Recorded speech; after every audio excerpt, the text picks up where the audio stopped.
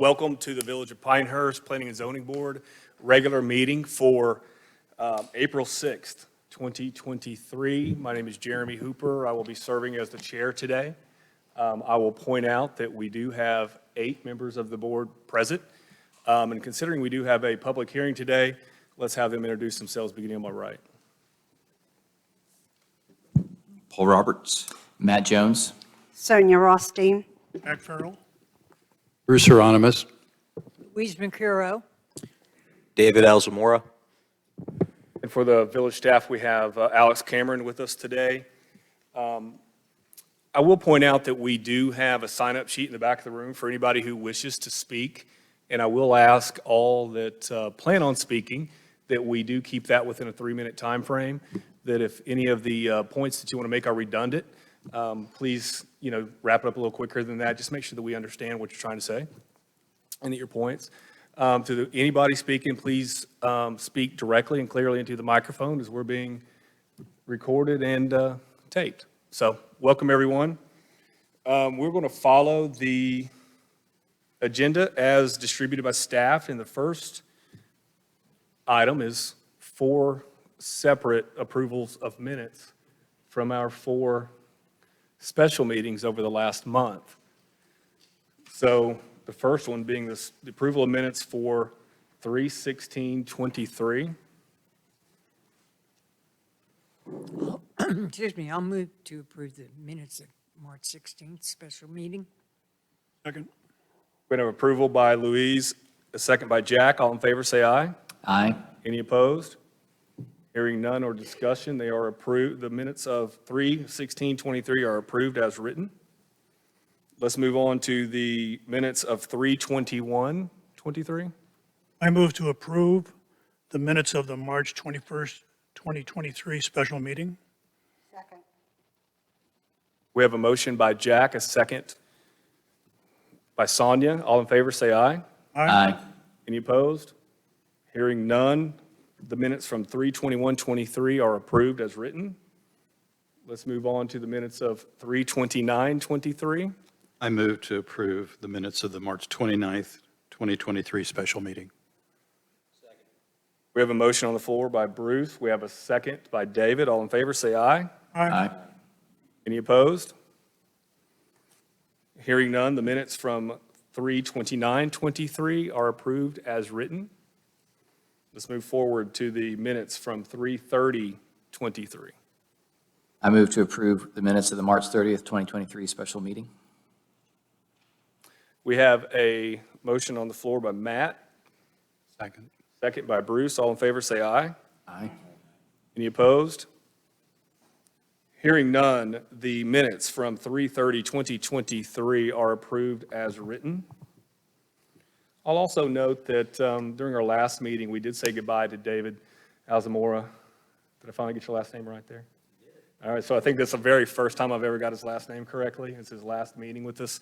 And so I think today it's safe to wish him a well goodbye. You have anything you want to say? I think I got it all out at the last meeting by mistake. It was a preemptive exit, but yeah, I've just really enjoyed the time I've spent and the contributions we've been able to make. So, thanks.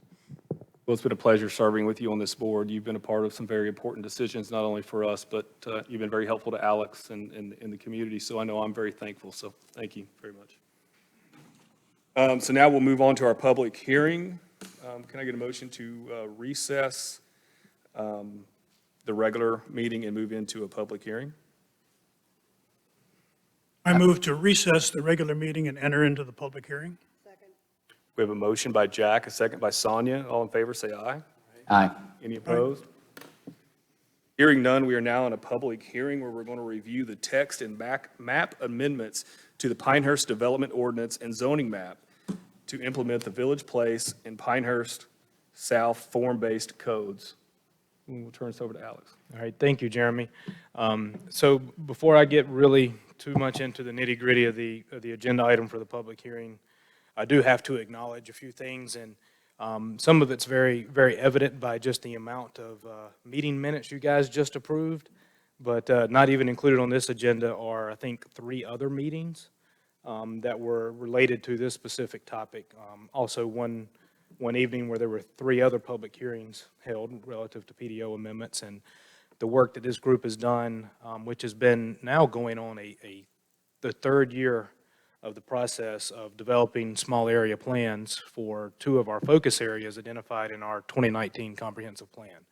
So I haven't been able to calculate just the sheer number of hours that each one of you have been able to really provide and give to this community and support staff in at least getting the feedback and information and helpful revisions to necessary documents so we can move this forward, as it has taken quite a while.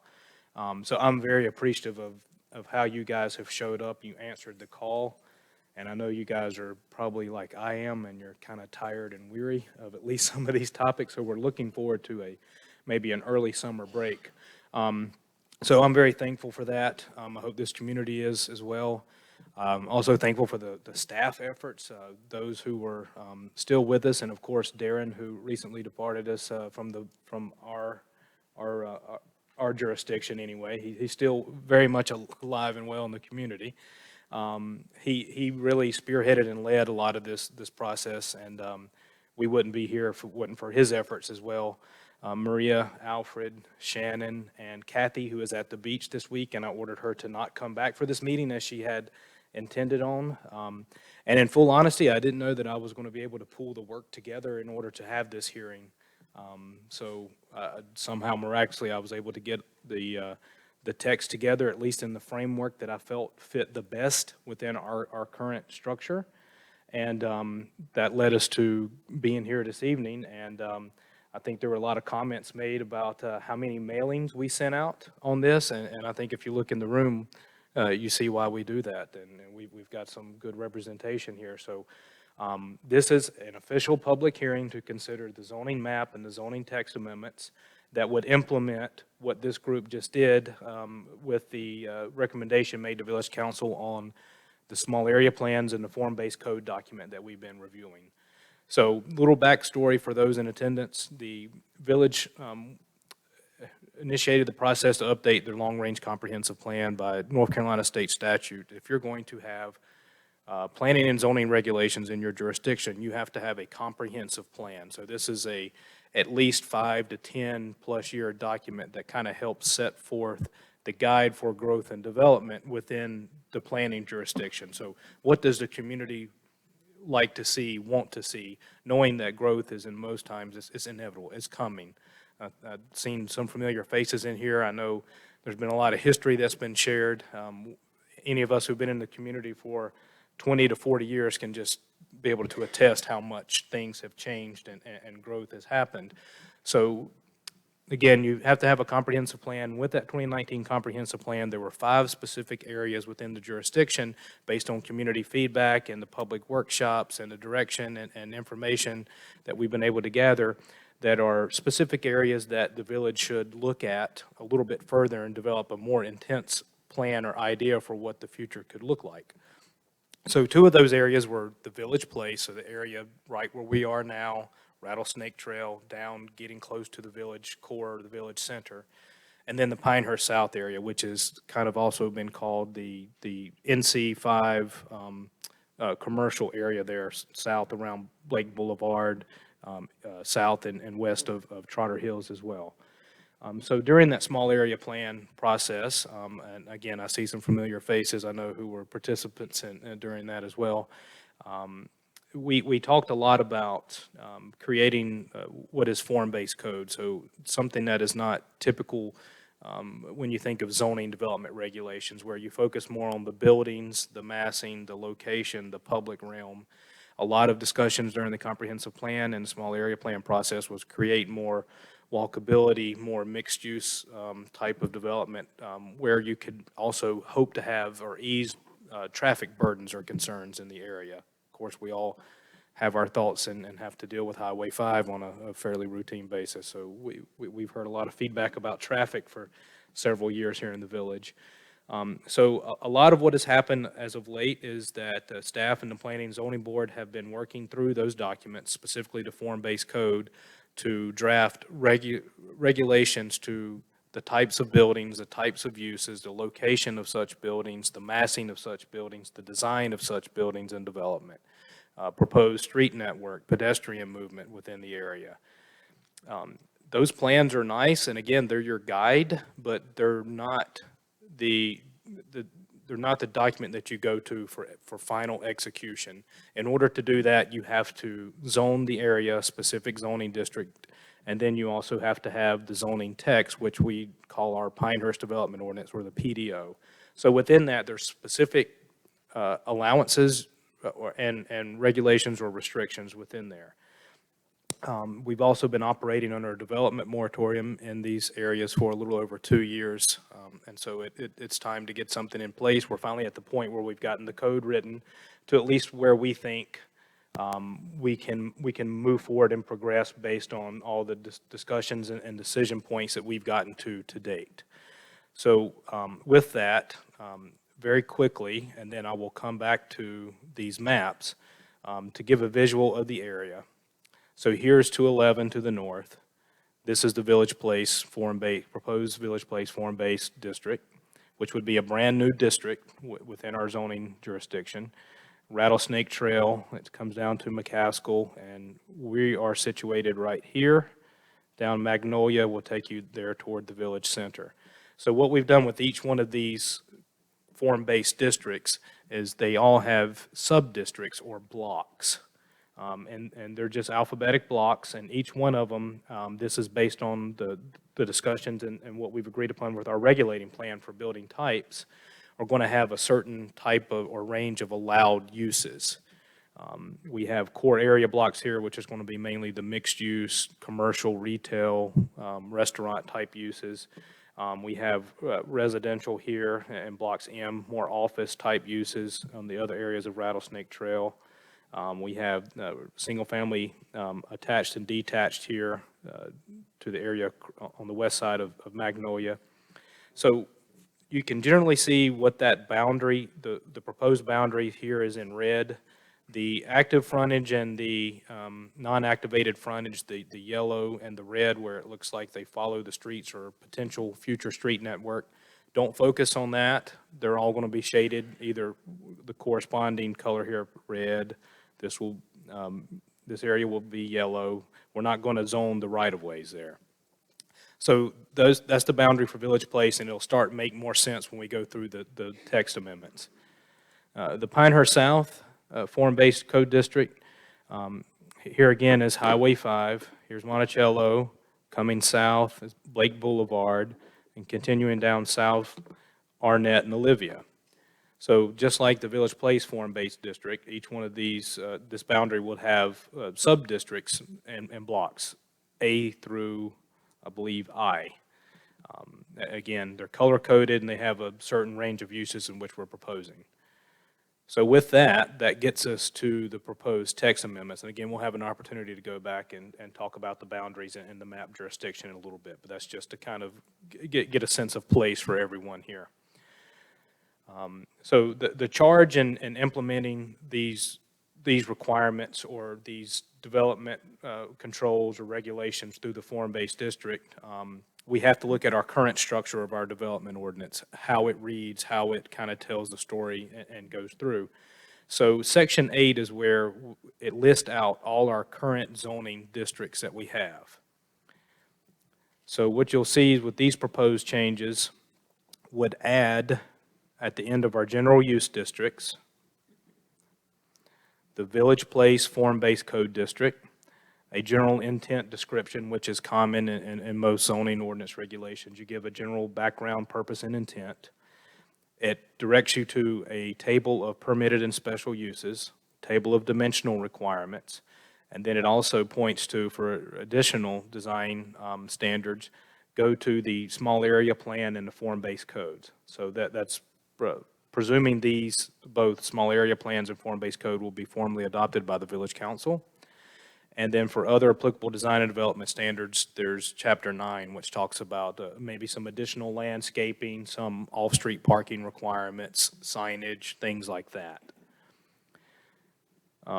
Right below it, admittedly a little awkwardly placed, I couldn't really find a better spot to sit the regulating plan. So this will look a little familiar. It kind of closely resembles the map that I had up previously. This is the regulating plan that's found within the form-based code, and it talks about building types. It doesn't get specific to uses, and building story. So again, types of buildings, mass, how big they are, where they're located. Then we move to the Pioneer South form-based district. Same general background, purpose, and intent language, where you go for your allowed uses and your dimensional requirements, and another awkwardly placed regulating plan right behind it. Maybe I'm just being a little hard on where it's placed, but, yes. For the purposes of the audience, you went through very quickly with Village Place what the various colors meant. Would you do the same for Pioneer South? Sure, be glad to do that. Thank you, Bruce. So again, kind of orienting everyone, we all know where Highway 5 is. So it's right down the middle here, right? Here's Blake Boulevard, so you got the post office area and all there. So we got the core area. It's the old Blake development. So that puts again, gets you a sense of place. That's where the small area plans kind of tabbed as could be a core area where it could be a vibrant area where maybe some events or other type of offerings are. Incubator buildings, coffee shops, stuff like that. Then that'll bring you down. Block B is going to be like another mixed-use type commercial, office retail strip there along that borders the railroad and Highway 5. This large area here is Block C. This is the area that has really been pushed for like a good mixed-use type development with maybe also some allowances for there's been a lot of talk about some type of research and development type opportunities. Some of it may be related to the golf industry with the inclusion of the USGA Golf House Pinehurst in the area now. There's some thought that might be some interest to locate here. And again, these mixed use, we're going to have opportunities for residential type units above, so it's a different type of housing stock for the area. Block D here, more like smaller retail office. The green shade, if it's green on, it's a lime green color here. There's a new subdivision, residential subdivision that's going in just to the east of it here. So the green shade all the way down to the areas that are between Arnett and Olivia and just north of Olivia are shown to be single-family residential detached, so the same type of existing development you see here. F, again, is a very small sliver there of some more commercial development. The same with G on the western portion of Highway 5. And then this large area that's shaded purple, opportunities for single-family attached and detached residential units. Okay, the first deletion with the proposed amendments would be to remove the current Pinehurst South overlay district, which would not be needed anymore if these amendments were adopted. And then after that would cause some renumbering with our other overlay districts. So now it's going to get a little bit faster because there's really not much else. Conditional district rezoning. So this is very important. So the mission, in order to get something implemented in a quicker way, as the process has taken quite a while, but also make sure that the small area plans or that vision that was contemplated with those small area plans are protected, is that when new development comes through within these two boundaries or jurisdictions, a blank slate development, you got a blank vacant piece of property or property's been demolished and tore down, new development comes through, you'll have to get a conditional zoning district approval before you can establish that use. And so therefore what that's going to do is that's going to require the legislative public hearings by this board, just like we're in now, where you guys would formulate a recommendation to the governing board, to village council, and where village council will ultimately act on whether or not to approve that development plan. And it would be a site-specific development plan with a general concept plan with elevations. So it would be something that anyone who wanted to know about the development when it's going through that initial approval process, you have an idea of what it will look like. So you have an expectation of once dirt starts getting turned in that area and when the project's over, it's generally going to look like what was approved. And there's limitations that developers have. They have to strictly follow what was approved, or they would have to go back through the process again. So it's a very public process. All adjoining property owners will get notified. Ads run in the paper. So it's nothing that you just drive up one day and something's being erected and you wonder what that is or how that got approved. You go through the channels. In addition to that, the local governments are required to consider their adopted plan. So there again, it triggers back to, they have to look at the comprehensive plan, and if the small area plans and form-based code documents are ultimately adopted by village council, they would also be part of what has to be reviewed against those developments. So with our conditional districts, they just run parallel to our other general use districts. So you'll see the ad here with S and T, the Village Place and Pinehurst South form-based conditional district. Now we get to a little bit more of the real detail here. So historically, Table 8.51A has been the range of allowed uses in the village depending on which zoning district you're in. If you're in one of the residential districts, just single-family residential. If you're in the multifamily district, you can do multifamily or single-family. If you're in neighborhood commercial, well, there's a wider range of type commercial uses. If you're in the village mixed use, pretty wide range of type retail commercial uses, but also some other maybe lodging allowances. We have a hotel zoning district, of course. We have a general or office and professional type zoning district. So within this table, you have the allowed districts or the districts that are in the jurisdiction, and then you have a list of the type uses, and then either a mark on the table that corresponds with where they're permitted.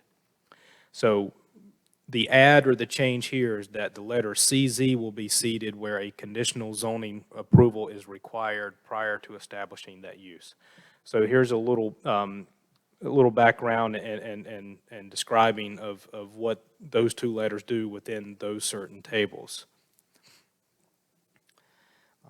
And this is an add. This is actually what I would call a fix to Arpedia, a much needed fix that if nothing comes of any of these amendments in the next 2 months, I would beg for this to get adopted. Based on case law, you can't basically prohibit a use by not listing it on your table. So that can be challenging because every use or every type of description of use hasn't been perfectly written yet. It changes, it evolves. We don't have a research and development type use currently in our use district. So what we say here is that in the event that it's not listed, then it puts staff on notice that we make that determination. Is there a very closely listed use? So we make a determination. We issue that in writing to the requester. Once they get that decision in writing, then that triggers their opportunity to maybe seek some form of interpretation through an appeal to the Board of Adjustment. Now, even with that, you can't create any type of use variances, obviously, which I know we've beat you guys and educated you enough on that to make sure you, as also Board of Adjustment members, understand that. So it's a little bit of a protection there, and I will speak to that a little bit further when we get into the use table. But it also says if there is a use that's not listed, that it just points someone to the opportunity that, hey, we can apply for an application to amend this text to allow a certain type of use. All right, so here's, again, that use table. This is what it looks like and what it has looked like for a while. You'll see a red 21 here. With the adoption of Ordinance 2215 by Village Council last fall, which were the regulations on short-term rentals, we left off a 9. Darren's not here, so I'll blame him. So this needs to be 21. This is the special requirement that banks, credits, and credit unions, financial services they can't be on the ground floor in specific zoning districts. You're going to see 2 ads here. Again, I would beg for these if nothing else. This really doesn't, it relates to the work of the small area plans and the form-based code districts, but it helps us holistically. We have a pretty solid definition for medical office and just plain office, but we don't have it in our use table. I can't tell you how many times that has tripped us up a few times as staff in making determinations. So we would like to have them in, and it basically follows pretty much the typical professional service or office services, but you'll see a difference than medical clinic. We're not proposing any changes with that. Okay, our colors should start to look familiar once again. So here's a big, significant change to the text of our development ordinance. So now we have proposed table 8.51B, which is the table of permitted and special uses and special requirements for the Village Place form-based district. Again, it's broken out by the individual blocks that we've been all too familiar with as we went through our exercise before. Each one of these blocks will also indicate with an asterisk there if they have activated street frontage, which will again go to the regulating plan and the form-based code. So we've placed CZ anywhere that is one of the allowed uses based on those building types with the regulating plan that we went through and discussed. And where there's an SR, there would be a special requirement that would then apply. Again, we've been through this row by row. I don't intend to go through it too much again, but now you're kind of seeing really visually at what that text would look like in order to allow or permit those type uses through a conditional zoning approval. Structured the exact same way as our current table is. And then maybe in another page, we'll get to the Pinehurst South form-based district table of permitted special uses and special requirements. This will be now proposed table 8.51C. Again, broken out block by block. The use types in the far left column. Where there's a special requirement, there will be a comma SR. I'm also open when the board and staff has an opportunity to discuss, maybe even after receiving the public comment. The blocks are pretty well identifiable. The color helps, but I'm okay with this being the typical sterile document that's just not shaded. If I'm open to that. So again, you'll see, and this was a painful exercise for staff, I will tell you, to put this together, but we got it done. Again, this was one of the next to last items or 3 meetings or so ago, I believe we worked out together. And everything should be exactly as we discussed. Okay, so for context, I provided the special requirements. There are no proposed changes to the special requirements. I just wanted it there contextually if you're looking at we were deciding to apply a special requirement or if we hadn't.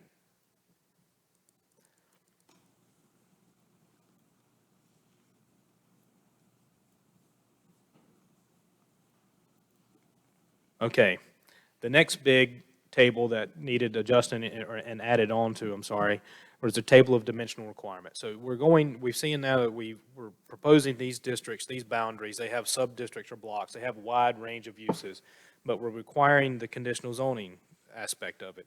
Well, there's a couple things we got to be we still have to safeguard through that conditional zoning. One, again, is the uses, which are the color table.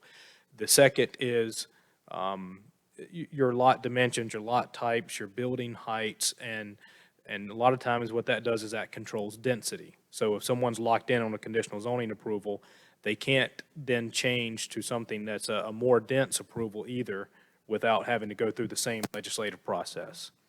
So our current table is table 9.2. This is the one we've all looked at many, many times over. So where I'm going now is propose new table 9.2B. And through our exercises with the form-based codes, we noticed that both Village Place and the Pinehurst South document had similar land uses and the same lot dimensions. So I just combined the two into one table. So what we did, and I'm going to have to thank Kathy for really helping me with this, is this is not typical like our table. our lot type. So we have our mixed-use commercial, we have the mid-block rear-loaded and the rear-loaded corner. For our single-family attached, you have these three types. Single-family detached, you have the cottage, the manor, and then you have the villa, each based on if they're front-loaded, rear-loaded, or where they are. All right, we went through and we added build-to lines instead of setback lines because the form-based code said this is where you have to build to.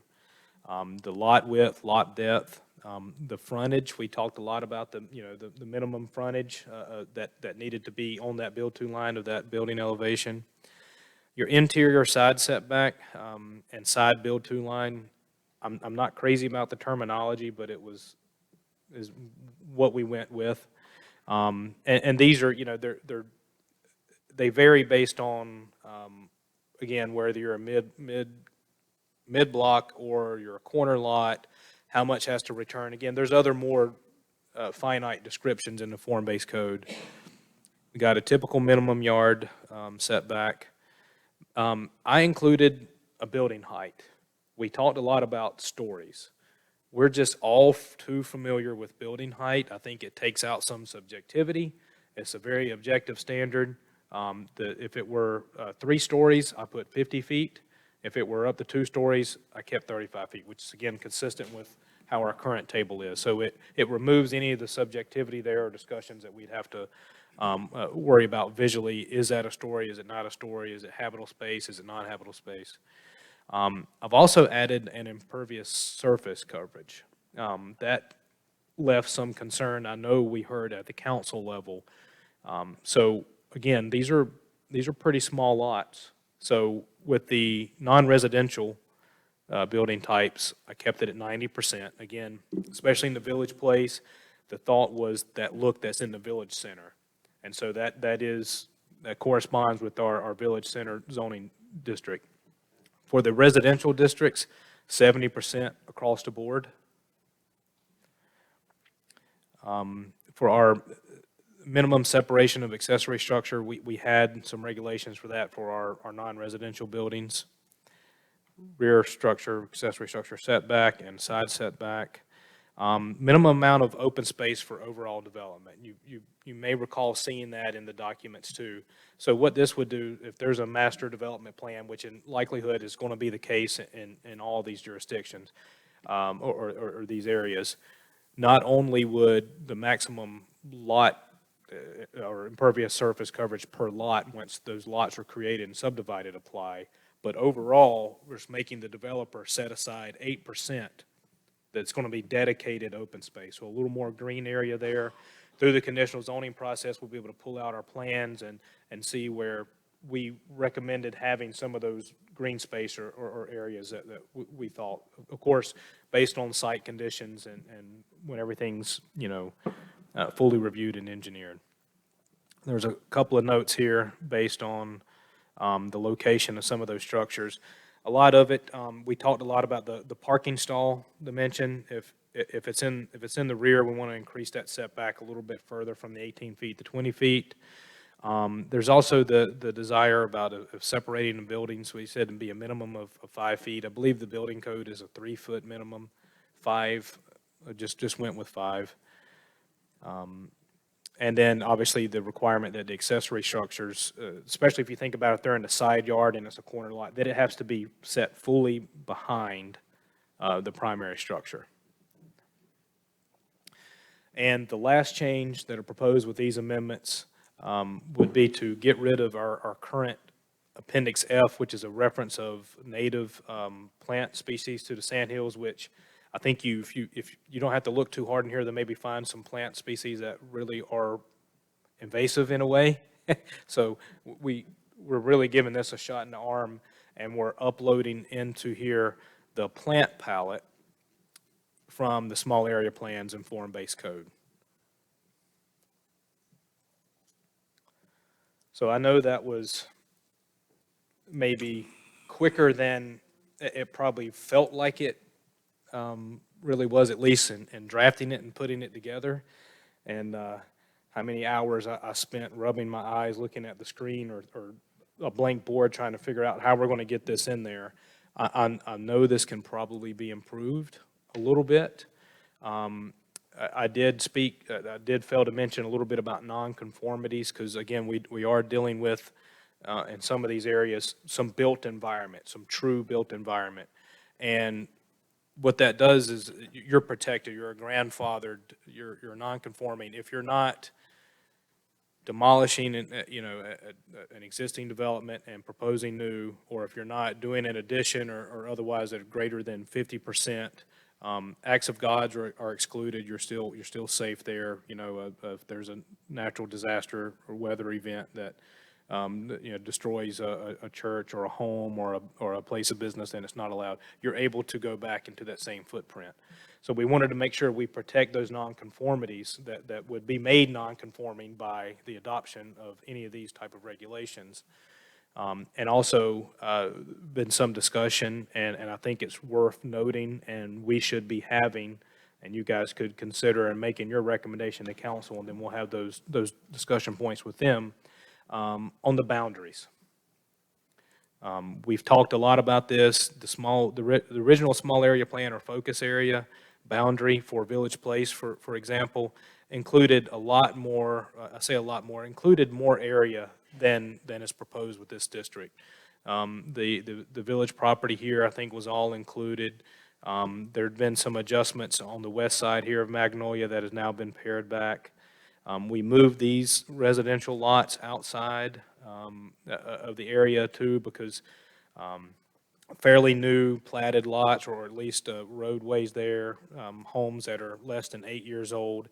And this area is located with our local historic district overlay, which has other design standards, so it's fairly protected there. The Pinehurst South area, we want to adjust this boundary so it's clear that there will be this donut hole here where Quail Haven Retirement Village is. We're not imposing or proposing to add them into the district. There's going to be some finite adjustments made to the boundaries where they'll closely line up and snap to parcel lines. So there's not too much judgment having to be made where or not that boundary is.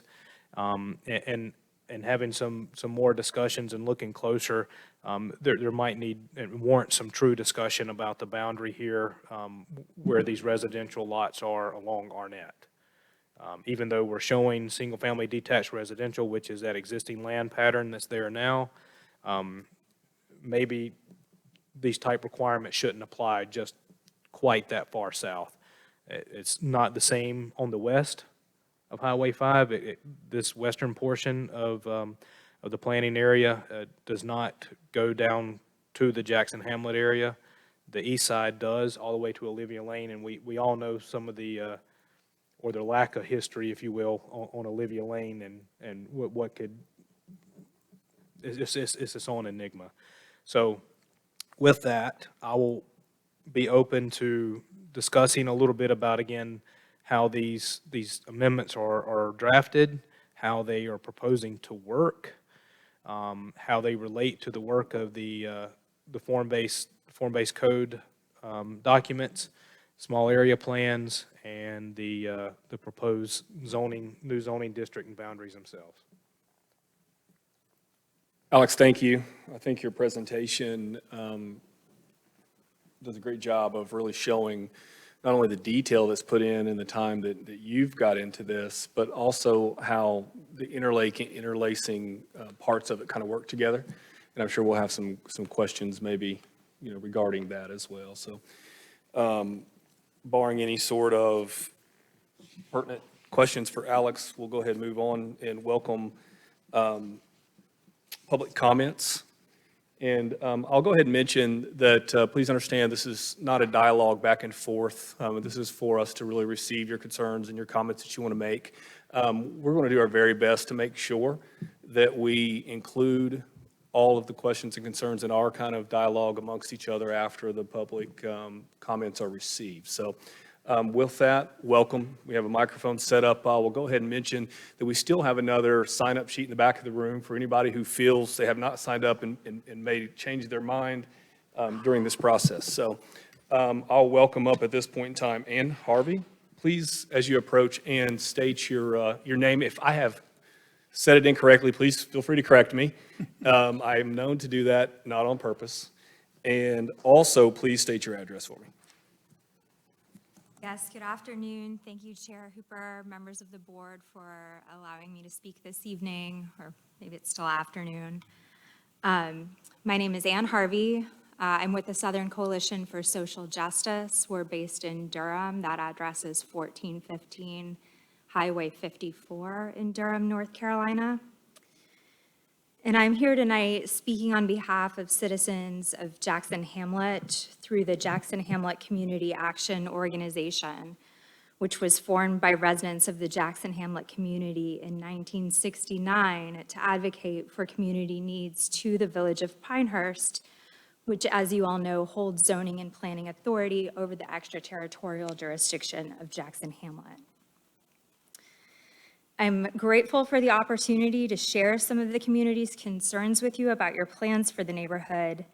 And to ask, I recognize it's a big ask, but after the work that has clearly gone into this, but I'm here tonight to ask you not to recommend approval of the official zoning map and PDO amendments for the Pinehurst South Form-based overlay district. I'm also here tonight to urge you to move for reconsideration of your earlier recommendations from last week in the special meetings to approve the small area plan and form-based codes for Pinehurst South. I had an opportunity to review the proposed small area plan and form-based codes for Pinehurst South, and hearing the presentation this evening, I believe I understand the intent behind those designs. And this board may be wondering a little why the Jackson Hamlet community would oppose the aesthetically oriented neighborhood that you've envisioned. And I'm here tonight to hopefully shed some light on what to many of us may be a blind spot. I'd like to start with the name Pinehurst South. The small area plan and form-based code guidance documents contain extensive discussions of the history of Pinehurst and the goal of aligning the design for Pinehurst South with the historical character of the village as it was envisioned by the Olmsted brothers and their co-planners nearly 125 years ago. But therein lies the problem. Pinehurst South is not really Pinehurst, it is Jackson Hamlet. Indeed, Pinehurst, as it was originally developed, did not allow the African Americans who helped build and support it to reside there. Exclusionary zoning and deed restrictions forced the Black community to settle outside of Pinehurst in their own community, which they built in Jackson Hamlet.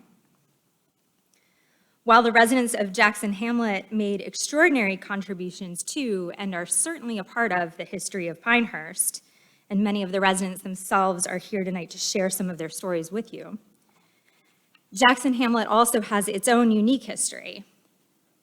That history may not be as well represented in the buildings and structures as Pinehurst's history is in its buildings and structures, but the history is vested in the community itself, in the people, their collective memory, and their identity. That history is not represented or recognized anywhere that I was able to see in the small area plan or form-based code proposals. And indeed, regrettably, the community's very existence is erased by these plans, which propose to subdivide Jackson Hamlet and rename it Pinehurst South. Sadly, this is very much a legacy of Pinehurst's history. As Pinehurst has grown, it has expanded into historically Black hamlets and communities that grew up around it. Buckety Forge, a creek where Jackson Hamlet residents used to go for water, was buried underneath Pinehurst Lake. Where Black residents were not willing to cede territory voluntarily in sale, it was sometimes taken by force.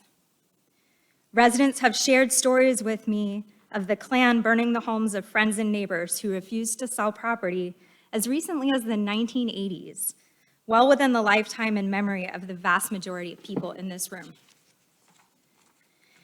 Is it any wonder then that further intrusion of Pinehurst into their community causes a sense of anxiety and loss? Their history, community, sense of place, and the very name and identity of where they hail from is being erased in this plan.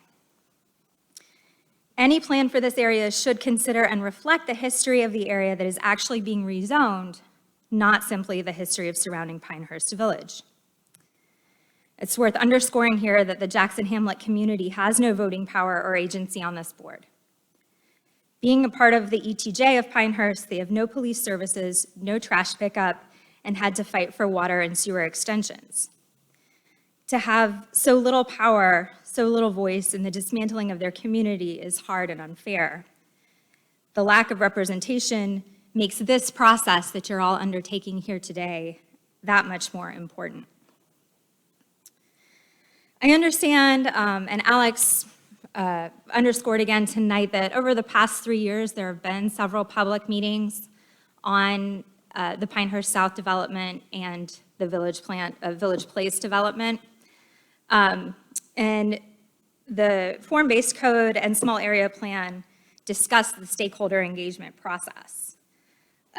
According to those documents, that engagement process involved reaching out directly to 20 people, including business owners, resort managers, and residents of the village of Pinehurst.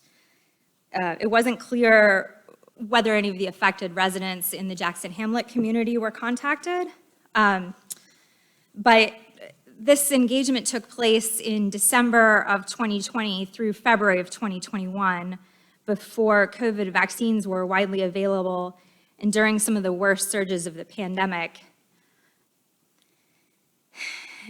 So I hear you when you say that there have been 3 years of public meetings on this, but the context for that is important too.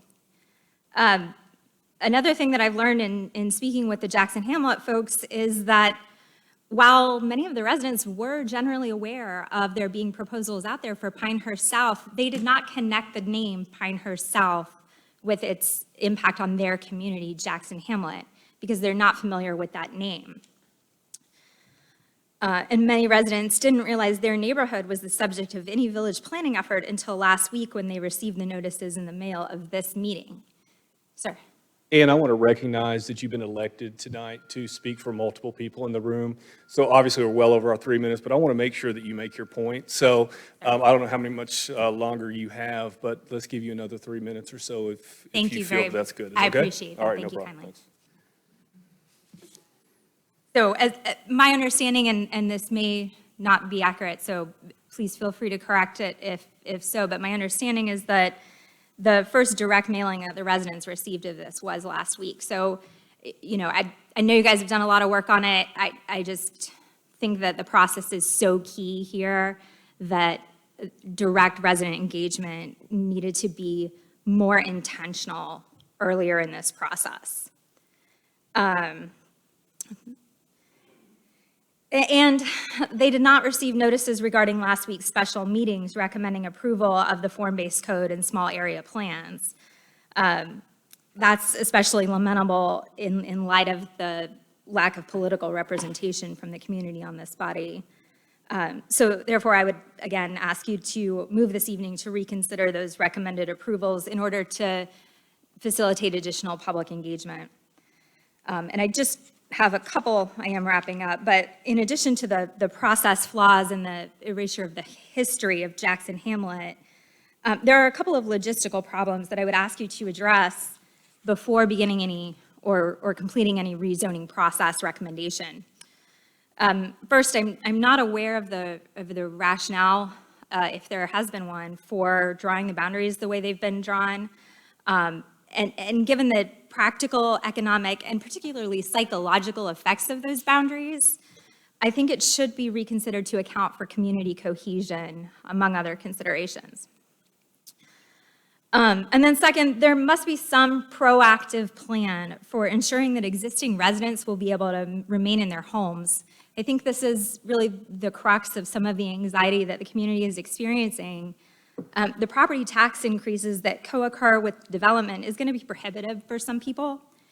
and as will any administrative hurdles, such as variance requests that might be needed to complete necessary home repairs. So getting out ahead of that and ensuring some process that will help the residents stay in their homes will be essential to moving forward with any kind of rezoning here. And finally, just looking at the topo map that was included in the planning documents, it's concerning that much of the residential area of Jackson Hamlet is in the center part that drains the rest of the area and is likely to suffer increased stormwater impacts if impervious surface areas grow up around it more quickly. And I understand that those are issues that are frequently dealt with individual plans as they arise. I have been doing this a little while, and I have seen it happen over and over, and I would encourage you to get out ahead of it in the planning process. And I'll leave you with one final thought to consider. Frederick Law Olmsted, whose involvement in establishing the village of Pinehurst is such a justifiable point of pride, was an abolitionist and a conservationist whose mission was to use aesthetic design and planning to promote social progress and reform, restoration and regeneration, and according to his writings, quote, public infrastructure for a democratic community. True adherence to Olmsted's principles would require reconsideration of the Pinehurst South Plan as it's currently conceived to be revised with fidelity to the Jackson Hamlet community character, and this would make the village of Pinehurst, like Olmsted himself, a leader and innovator in urban and regional planning.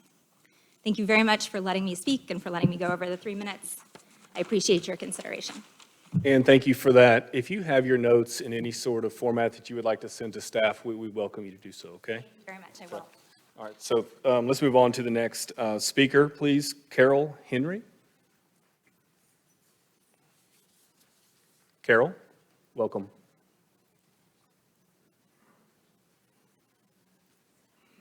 Good afternoon. My name is Carol Henry, and my address is 140 Charity Lane, Aberdeen, North Carolina. And I am an 83-year-old native. And I am most concerned about the residents, the natives here. I was born here, and I was born in Jackson Hamlet, and I've served on this planning board. And I'm sure that there are things that you've gone over tonight that most of our residents have no way of knowing. If it has taken you all, and as you say, if it has taken some of you 4 years to comprehend that, we need more comprehension. We need to know how this is going to affect us. We need to know what we need to do, because we are people. I retired here. And with our people retiring here, when we worked here, we retired here, there are some of us that had no 401k. We had nothing that we could fall back on. And some of us are living on the minimum of, say, somewhere between $1,000 or a little more. Your standard here for what you would meet would be much different than what would be our standard. And I feel as I felt when I went to Cornell University, and they asked us, we asked them, what did they consider anything poverty level? And they said, anybody that makes less than $250,000 a year is below poverty level. So we are meeting those same challenges. I speak for my residents, because my community, because I love them. I'm here because I love them. It's not just me. It's not what I'm concerned. My father, my grandfather, they all worked here. They came through. And there are some of us that are here because their children weren't able to be educated. And when they were educated, they had to go away to find jobs and for living and send things back. And we want to know how this is really going to affect us. We need some more understanding. We'd appreciate it, even if you could come out in some of our meetings. We do have a community meeting. We'd appreciate it if you could come out and give us some layman's terms, something that you've gone over tonight that would be Greek to me. So I appreciate your time, and we just need a little bit more insight. Thank you. Carol, thank you. So now I would like to welcome up Michael, and you'll have to help me with his last name, Itoski, is that correct? Michael, please correct me on that, please, and state your address for us, and welcome. Itowski, Michael Itowski. Thank you, welcome. 30 McFarland Road, Pinehurst. Some of our concerns on our property looks as though they've overcome by events, some of the map changes up here, but I'll just go ahead and just read a quick letter into the record, if I may. On behalf of Red Pine Investments, LLC, we'd like to thank the Village of Pinehurst Planning and Zoning Board, and especially the planning staff and support members of the Village of Pinehurst for all the hard work and long hours dedicated to the creation of Village Place and Pinehurst South form-based overlay districts and development ordinance revisions. This is important work for our growing community. As a Pinehurst resident who's raising a family here, I'm excited to see the long-term positive impact this will have on our community. Our property is located on Trotter Road in the center of Block H in Pinehurst South. In the preliminary map that has been distributed, there are roads that have been added to the map located on and around our property. We understand these types of illustrations are simply part of the process and not necessarily required. However, we would like to voice our concerns. The roads illustrated have some site conflicts on our and surrounding properties, including existing stormwater locations, utility lines, easements, topography, and reduced green space and buffers. We'd like to see these roads removed in consideration of the existing conditions. Thank you again for allowing us the opportunity to voice our concerns. We look forward to the completion of this planning process. Thank you, Michael. Please feel free to. And do you have labeled on there which roads you may be concerned about? If not, if you'd fill them up later. Okay, all right. Thank you. All right, so welcome to the microphone, Chris Davis.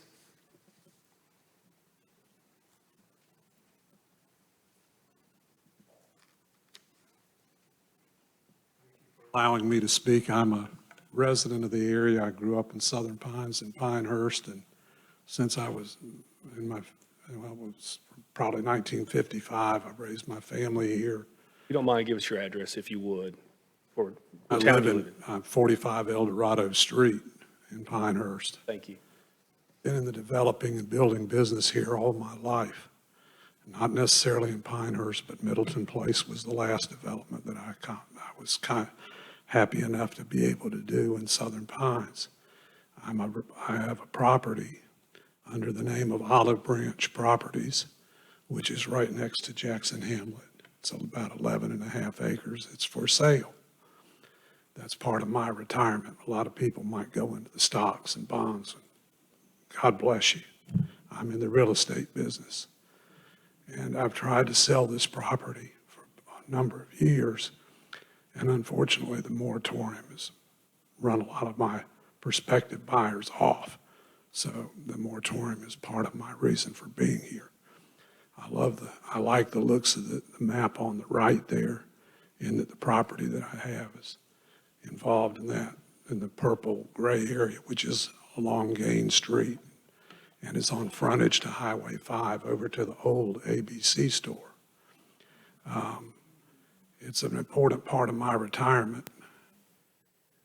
On some of the maps which I got yesterday, I have some green space and also some roads that go right through my property. And my question to the village is, how do you plan on acquiring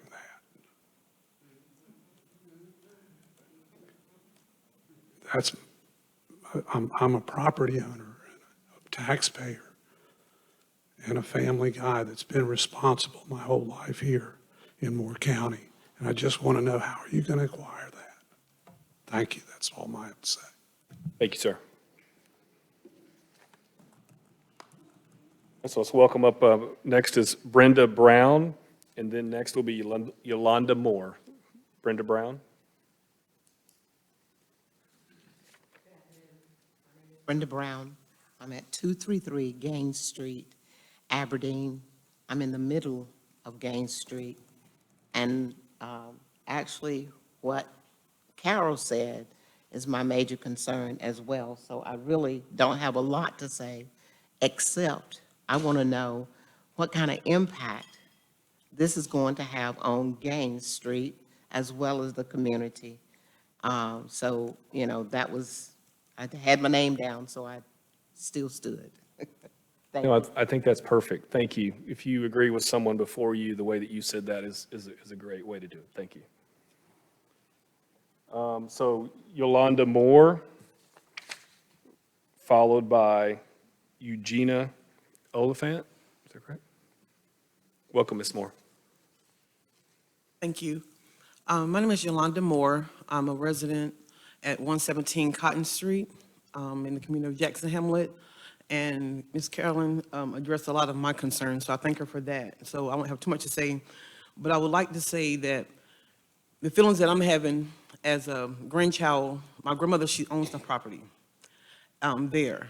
And a lot of my emotions are, it's a whole lot of emotions of anger, of hurt, of disbelief, just confused about how, like Alex here, luckily someone slowed him down because he tried to zip through the information to give to us about what is going to be potentially happening to our community. He couldn't even address us as the community of Jackson Hamlet. We were Pinehurst South. Like a lot of us, like she said, have no idea who Pinehurst South is because our history is Jackson Hamlet. And it just upsets me that this is, from my understanding, this is not about gentrification. This is about a wipeout of a community. And that's how I feel about it. I'm hurt because our family members historically have, like Carol said, helped build Pinehurst. So the feeling of betrayal is there. Like, how can you just wipe out a whole community and a people who helped build the existence of Pinehurst? So it frustrates me to see that you guys can sit here and be so happy and concerned about buildings coming up, how you're going to spend your day drinking coffee and whatnot, and we're worried about where our homes are going to be at. You know, and it's very frustrating, like Carol said also, they don't have stuff to look back on as far as retirement plans or where they're going to have the monies to be located somewhere else because we're having a conversation about dislocation with, and no, our communities did not have a lot of information about these plans. And so to try to zip through, like this is so strategically planned, to not have our voice in here is like very frustrating. So I hope you guys can sit here and just think about it and sleep on it tonight on how you can be happy about your plans and we have to sit here stressed out about where we're gonna be living. So that's my comment. Thank you. Thank you very much. All right, so let's welcome up Eugenia, and then following will be, is it Moniece Brown Simmons? Welcome. My name is Eugenia Russ Oliphant. I am the daughter of residents of Jackson Hamlet. My family, as far as I know, goes back at least 4 to 5 generations in Jackson Hamlet. I came to live here as a child of my dad, a retired Army captain. In the 60s, we moved back about 69. And my earliest memories, because I was born in the end of 65, are in Jackson Hamlet. And because of that, I'm here because I'm very concerned about what will become of it. I remember when walking through the woods in what was now Pinehurst Lake, when it was Buckety Ford, a small stream, and with cousins showing me, oh, you can use the ferns to wash your hands, and understanding that my mom said that was the water source for the community long ago, where they would get buckets of water and barrels of water from there to supply the community with fresh water for cleaning and everything else. But I remember so many things that have changed right up here in this community, next to this railroad trestle, behind what used to be the Pinehurst warehouse. My family ran what was called the Caddy House. It would have, if you looked out the back window from the Caddy House, you looked into the front window of the Country Club of North Carolina. I remember where the railroad trestle is now, if you're going back south to the right of it, I am told there was another black community there by the name of Smoke, which is no more. And what I am a resident of Durham. My address is 425 Walsenburg Drive. But my parents are here, my history, my long memory, my identity are here. I can remember when I was a small child, I could dig down just about 12 inches behind my parents' backyard and hit water. My mom always wondered why we'd come in muddy. She's like, don't turn that water on, I don't want you getting muddy. But we could just dig down through the sand, about 12 inches, hit water, and make our sand castles. And Mom was still wondering, why are you muddy? Can't do that today. Something has happened with that topography and with that water. But I'm concerned because it stresses me that my parents may be in jeopardy of some type of property crisis. My memories, my identity may be in some type of jeopardy. So that's why I stand here. I speak on behalf of my neighborhood, Jackson Hamlet, for its preservation. Thank you. Thank you very much. So let's welcome up Monice, and then please correct me on that as well, and then following by Sybil Ross. Welcome. Hello, thank you for allowing me to speak. My name is Monice Brown. I put the Simmons on there because that's what it is, shows for where I purchased the property in 2007. I'm not originally from Jackson Hamlet, but I rushed to get there. Can you state your address for me, if you don't mind? My address is 119 Gaines Street, Aberdeen, North Carolina. And I wanted to say that the reason why I wanted to move there was partially because when I was a child, my Aunt Hattie Walker, she's my godmother, but I call her Aunt Hattie. She used to bring me there, and I would go to the community center. I played with the kids in the community. They could ride dirt bikes and everything like that there. So I always wanted to come back and be able to have property where my grandchildren can come and play and do things like that. So I actually work in Richmond, Virginia, in a financial corporation. I've used my 401k to buy or purchase a home here and another home from my mother because we wanted to come back home. But I purchased mine in Jackson Hamlet because my partner has his own trucking business, and we want to be able to park what we want on our property. I want to be able to, if I want to put a boat in my yard, have a boat in my yard. I don't want someone to tell me that I have to have this type of landscaping. I don't want someone to tell me that I have to paint my house or all of a sudden there's going to be HOA fees, because those type of things come later. So while we may be able to get into it and be able to afford it, I could have afforded to move into one of those communities if I wanted to, but I chose not to. And so I beg of you not to make this into just one of those little living areas where people can just go and tell you what to do with your property. Thank you. Thank you, ma'am. All right, so let's welcome up Sybil, followed by O'Neill Ross Sr. Good evening. My name is Sybil Russ. I'm a current resident of Jackson Hamlet. I reside at 372 Dawkins Street.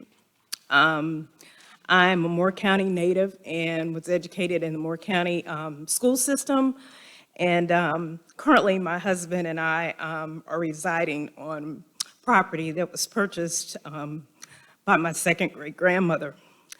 My concern is that, your concern is that our community, we're very prideful African-American enclave. And my concern is that it's not cosmetically appealing to you all. And that's the subject of your rezoning. And I don't think, if that is the case, I don't think there's other ways around rezoning us into your development. As Mrs. Henry said, she voiced a lot of our concerns. One is, in your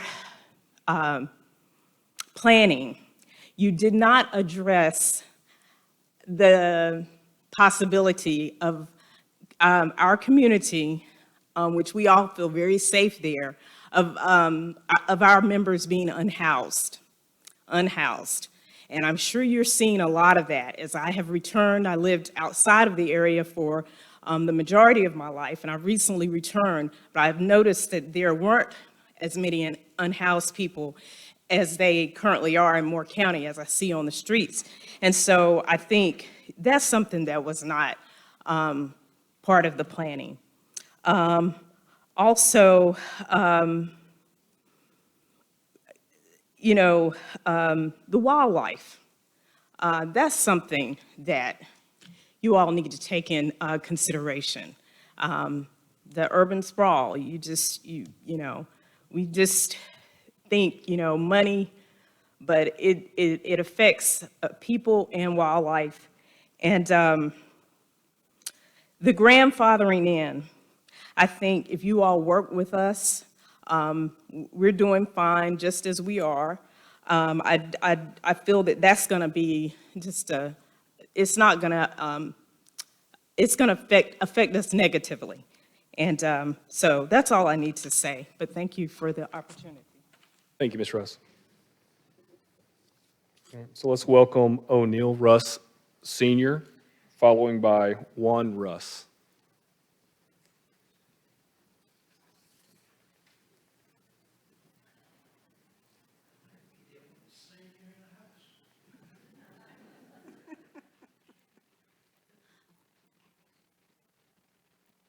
Welcome, sir. Good afternoon, Mr. Chairman, members of the board. I've only been in Jackson Hamlet since 1968. I'm originally from Wilmington, and my address in Jackson Hamlet currently, inherited address incidentally, is 158 Charity Lane. And the VA is getting me confused as to whether I'm in Aberdeen, whether I'm in Pinehurst. However, I only have a few questions that I wanted to raise for the board, and I don't expect answers to these today because I have worked with Pinehurst village persons earlier in my residence in Moore County. I married a young lady from Jackson Hamlet, incidentally, when we were both in college. And my questions I had to write down because when you're 87 years old, you don't remember too much for a few minutes. First of all, has the board, I guess I should say, have you been advised or considered anything that with the North Carolina Wildlife Commission, when you consider the developments across the railroad from us currently, if the vegetation and the wildlife leave there, they come into Jackson Hamlet. As of right now, with the development of Floyd Way, some of you know, which was a part of Jackson Hamlet also. The animals are in my backyard like you wouldn't believe. Deer, squirrels, and all other wildlife that were were previously in other areas that have been developed. The other question I have, zoning, I recall when it was initially zoned R5 back in 80, 81. And at that time, Aberdeen didn't exist on, what's the name of the street? Dawkins Street is now the edge of Aberdeen. We have a graveyard historically that is also on Dawkins Street. That was the extent of Pinehurst zoning at that time early. However, today, Aberdeen has already annexed up there. And my question would be, since initially it was a matter, seemed like a cooperation between three towns, Southern Pines, Aberdeen, and Pinehurst, they cooperatively agreed on the zoning. Today, who would have priority on zoning Jackson Hamlet? If Aberdeen exists there, also been running rural route mail historically, indefinitely. who would take priority to zone Jackson Hamlet now with them being right next door and adjoining us? I don't know. It seems like we need to work together on questions like that. And rule-free delivery, wildlife, who's going to take care of that? I've been involved with identity of the community previously. I remember just about a year ago, I believe, the Jackson Hamlet community sign that was authorized by county and state in 1979 was removed for some reason. And I called county and DOT. They said, well, it must have been an accident, it was knocked down. I said, it could have also been vandalism. However, he immediately said he'd take care of it, and it stuck back up there. It's a little bit high, you might miss it.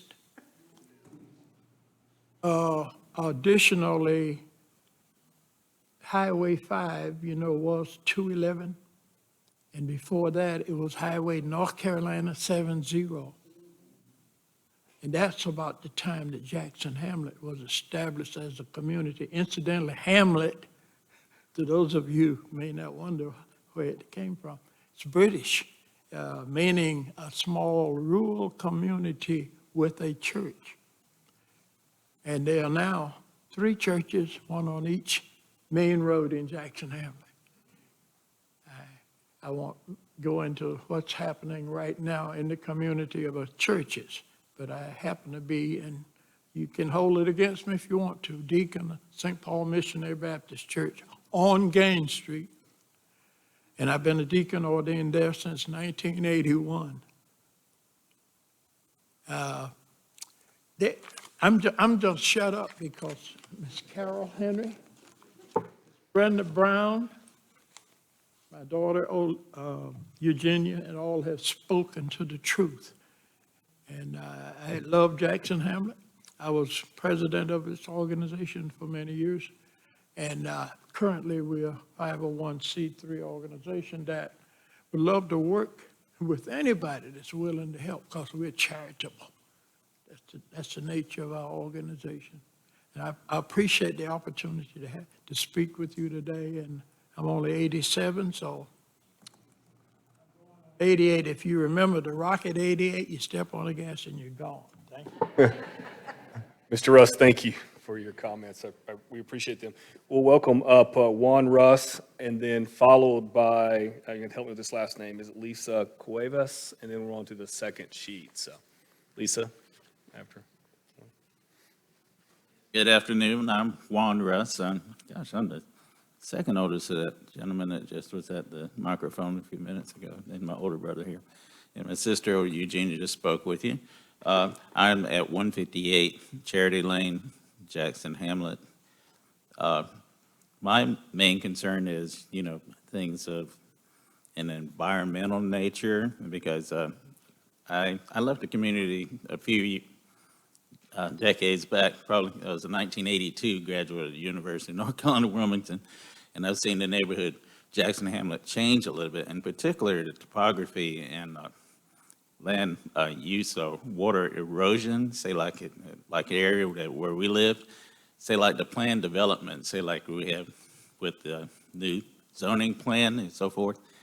I don't know if that's going to actually, it doesn't seem like that would actually aid in what's happening naturally with like water rush, what do you call it? Floodplains in our area, which have changed drastically in our area, and that's a concern of mine. I'm wondering if that would be something that would be addressed with the committee. But that's one of my main concerns, and then just the community in general and its existence and survival and to be addressed. Thank you. Thank you, sir. Appreciate you. Lisa, welcome. If you would correct me on your last name, I would really appreciate that. Thank you. Hi, hello board. My name is Lisa Patterson Cuevas. My address is 9933 Caldwell Depot Road, Cornelius, North Carolina. So I'm no longer a resident here, but my mom is, my grandmother, so we've been here for generations. And I just kind of caught wind of what was going on last week. My mom just happened to bring it up in a discussion. And I don't believe that she thought it was that important. She didn't know how serious this was, but I did immediately when I heard it because I knew this day was coming. I've been telling her that for years. I've heard in the past where they've had Disney Resort, some other things that were rumored to be built across the railroad tracks in Jackson Hamlet. So when I drove up one day coming to visit her, I noticed that there were like no woods, no trees in the back over there any longer. And I asked her what was going on. So I knew it was coming. But basically, I grew up in that neighborhood. And it's not a neighborhood, it's a community. It's what people don't have anymore, where you have an entire community of people. We had our own churches. We had our own grocery stores. We had a gas station at Emmanuel's, back in the day. And we didn't have to go in for snacks. We had walnut trees, pecan trees, apples, plums, all those things that we used to do so we could just play all day, snack and come home. And for me, it's home. It is a community. And I'm there, when I visit my family, but my heart is always there. My heart is always there. And the fact that, for me, I'm not sure what your reasons are. I would truly like to hear what the real reasons were, because it can't be a tax base. They don't have any money. The homes aren't worth enough to bring in enough tax income to support anything that Pinehurst may want. So I'm wondering, what are the benefits of annexing Jackson Hamlet? And as Mr. Russ said previously, Aberdeen services our community. I didn't go to Pinehurst Elementary. We weren't allowed to go there. We weren't allowed to go into the streets when the KKK was marching uptown. My mom would say, okay, let's go home. So we weren't good enough for Pinehurst then, but now they want to annex us. Aberdeen, like Mr. Russ said, the property, the funeral, the graveyard is there. Our schools were in Aberdeen. Aberdeen services us as far as the mail. Now, my mom has a P.O. box she's had for probably 60 years in Pinehurst, but then they moved that up to the new Pinehurst closer, P.O. box closer to her home now. So those are my reasons. I just want to know, what is it? It's not money for the people. What are you going to get? What is the community going to receive? What are the benefits that they're going to reap from this annexation and eventual demolition of homes? Because we all know what's going on. They've always wanted this property. And I just want to know, why can't we just live in peace? They don't bother anybody, minding their business, just because their homes aren't to the standards of the homes that they have in Pinehurst, where you can rent them out and make, tons of income or whatnot. If you're running out of land, that's not Jackson Hamlet's problem. It's an historically Black community. We've always handled everything ourselves. They never complained, they never whined about it. My parent, my mom, my grandmother, they were the help. That's the type of jobs that these people had. They were the help, and some still are. So times have not changed for us, and the only thing they have is their land and their homes. And that's supposed to be my mom's home when she retires too, because I and my husband are slowly repairing things in her home so to make sure that she can live in the standards that she needs. Her standards may not be your standards, and that should just be okay. And I hope that if you're God-fearing people, that you pray on this, because everybody in this room, they're God-fearing. They're God-fearing. And I know that there is no way that God will want you to come through and just destroy what they've worked for hundreds of years to build. So I just want to thank you for hearing me. Lisa, thank you very much.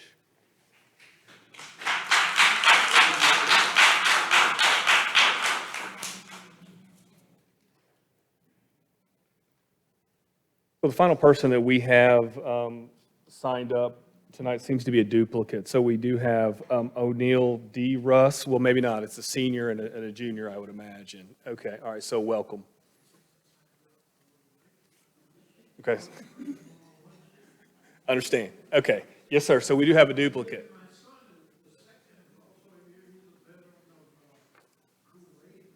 Okay.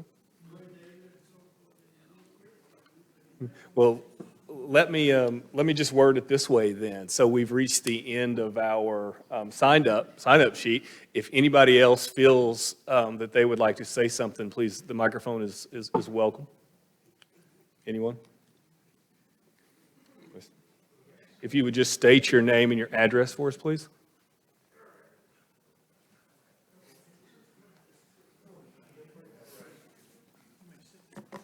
Yeah, and please, you can have a seat as well if that's easier. I did a little surprise, all right. I am O'Neill Dewitt Rust II. Okay. All right, been here since I was born in Can the you state your hospital address down the for me? road.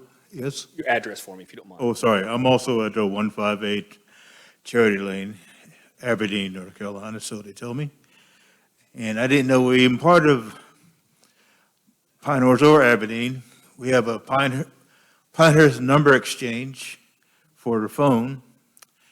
And UPS even sent something to us because I don't know, we ordered something and somehow it got the Pinehurst address and it got sent to us anyway, back in the days when we didn't need GPS. But all that time I missed, whenever I was away, coming back home to Jackson-Hamlet, North Carolina. Had trees you could climb. You could run with your dog. I never had a dog before I came here. And that was, like I said, that was years ago. It's a place where everybody knew things. You could grow gardens. Didn't have to worry about the size and setbacks, or for a place you just talk to your neighbor. Yeah, you can have this quarter acre here somewhere and there. Yeah, so nowhere was ever perfect, and this was in place. People didn't necessarily have the means to, as people have already said, to keep their homes up to whatever Pinehurst standard is supposed to be. But yes, they all worked together. They were proud of their homes, and they're glad to be there, and that's really how we feel. And we just want to stay there as long as God willing, or some people would say, Inshallah. We want to continue to exist and hopefully cooperate with everybody around us, including Pinehurst or Aberdeen, whoever decides to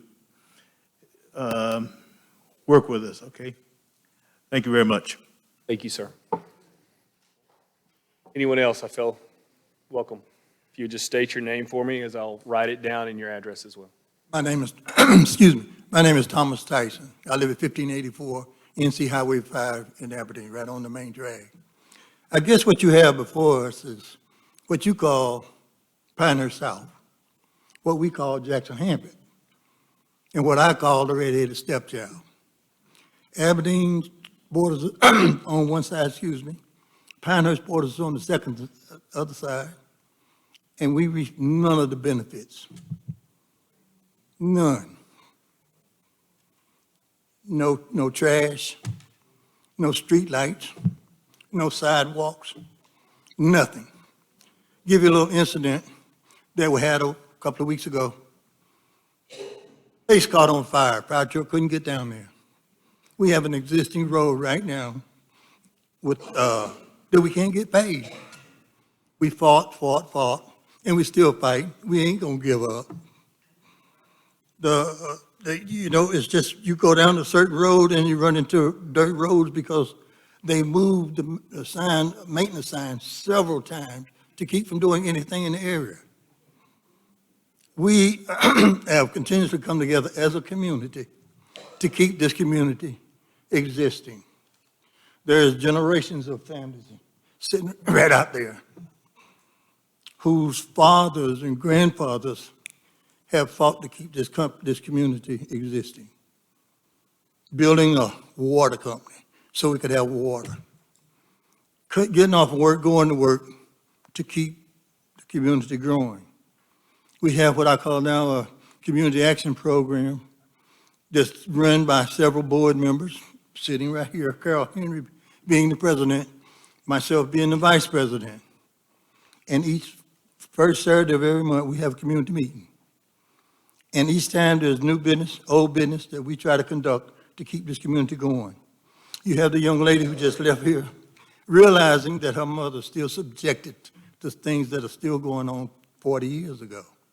And we're still doing the same thing. So the concern you have of these people here is, why can you come in, make all these changes that's going to change taxes,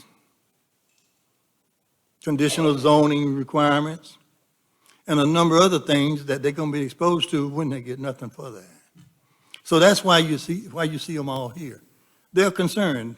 They're afraid that the whole point, which has been the point of the red-headed stepchild, was to phrase it out. So they can move out of there. And these new changes that you're making is the beginning step of everything that's going to cause them possibly to lose their homes and not be able to have anywhere to live, and for retirement. So that's what the concern is. There's a lot of meetings that have been held, we don't know anything about. I've gone to a number of them, Carol and I, and a lot of people have gone to them, but we're getting the end product. Just like today, the number of names, the list that was sent out, that includes a number of people on proposed roads that you think there's going to be a big change on. That's why those are people that have been picked. But their concern that you have right out there is, what are we going to get from this? And I can tell you right now, as it stands from the way you're doing your charts and your rezoning, there's nothing for us. You have to meet the requirements. So you can write up any kind of way you want to, but when you look at the fine print, it's easy to understand. Easy. And that's why they're here. They're afraid of what's going to happen to their living conditions.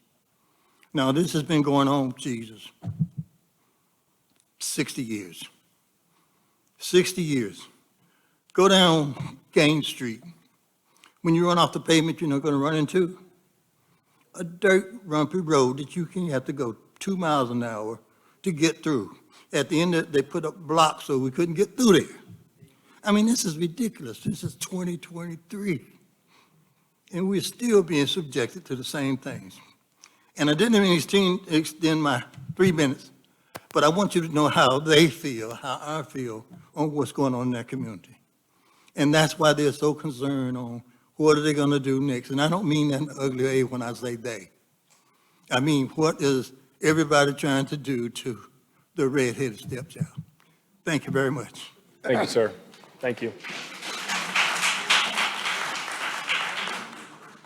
Anyone else who would like to speak? We'll give this a few seconds here. Welcome.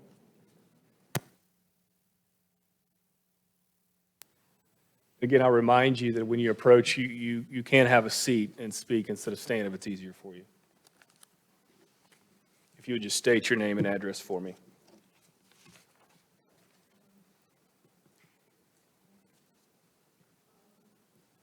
Flora Georgette Russ Gould. Flora. Gould, I'm sorry, was my maiden name, but Russ is the name I have now. Flora Russ, is that correct? Yes, ma'am, thank you. He made a point that I could not get over. Your address for me. I if you no don't mind. longer, excuse me. I'm at 158 Cherokee Lane, and I think it's called Aberdeen. But I live in the Jackson Hamlet community. And what impacted me so much is now that I don't drive and don't move around very good. And my son, I said, what's going on around, go down Linden Road. I haven't been back there. I don't know what's going on. I think something's going on. So we used to could go that way and come around and come back into the community. Well, I knew about the big lake that was dug out.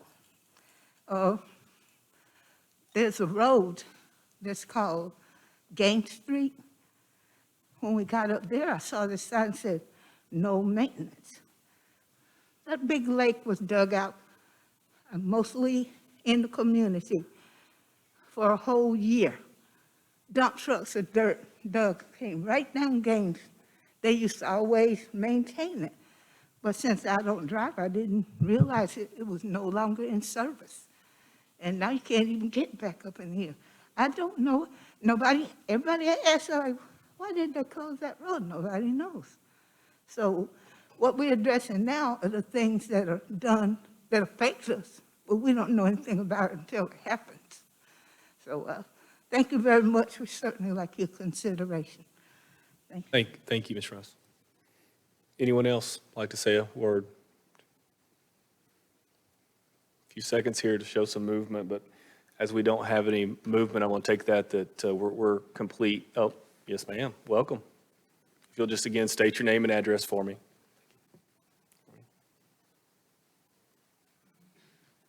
My name is Lydia Person Jones. My address is 319 Dawkins Street, Aberdeen, North Carolina. And I just have a question for you all to say, when you're meetings, if you make meetings without us to say what you're going to do, but when you have meetings, I want to know, why are we not aware of the meetings that's going on, especially if it's concerning our community? That's my main thing. Thank you. Thank you. Anyone else? Anyone else to say a word? We'll give a few seconds to make sure there's no movement. But seeing no movement, we'll go ahead and call an end to the public comment section. Thank you all very much for taking that time. And with that, I'll take a motion to exit the public hearing. Just before there's a Or before, motion. yes. Just procedurally, so everyone in the room understands too. So seems like we finished a public comment period. The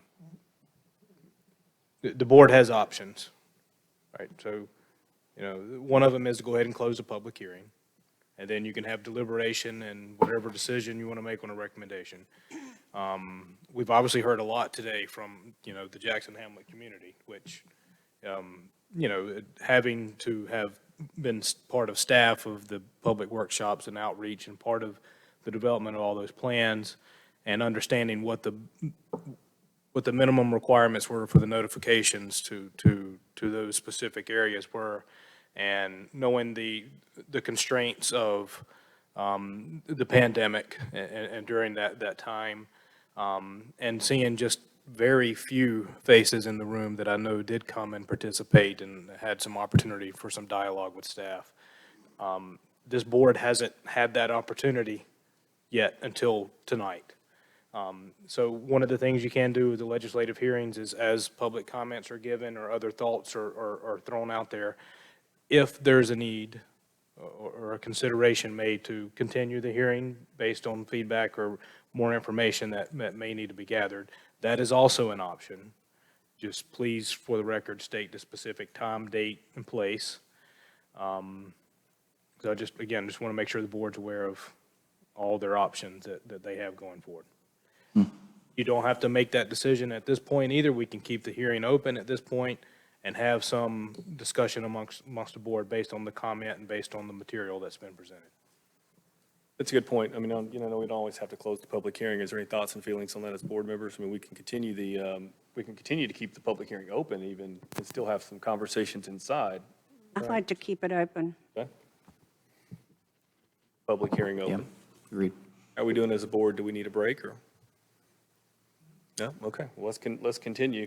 Let's go ahead and begin our comments then. But first, I'd like to, if you don't mind me kind of taking it first here, Alex, can you address a couple of the overtones here and the undertone of the zoning annexation? Give an idea of ETJ. What does that mean specifically for Jackson Hamlet?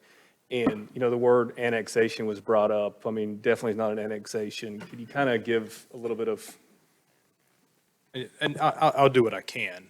I've been here employed with the Village of Pinehurst for almost 8 years. So in the grand scheme of things, it's nowhere near some of the comments that we heard or even some of the folks here that are on this board.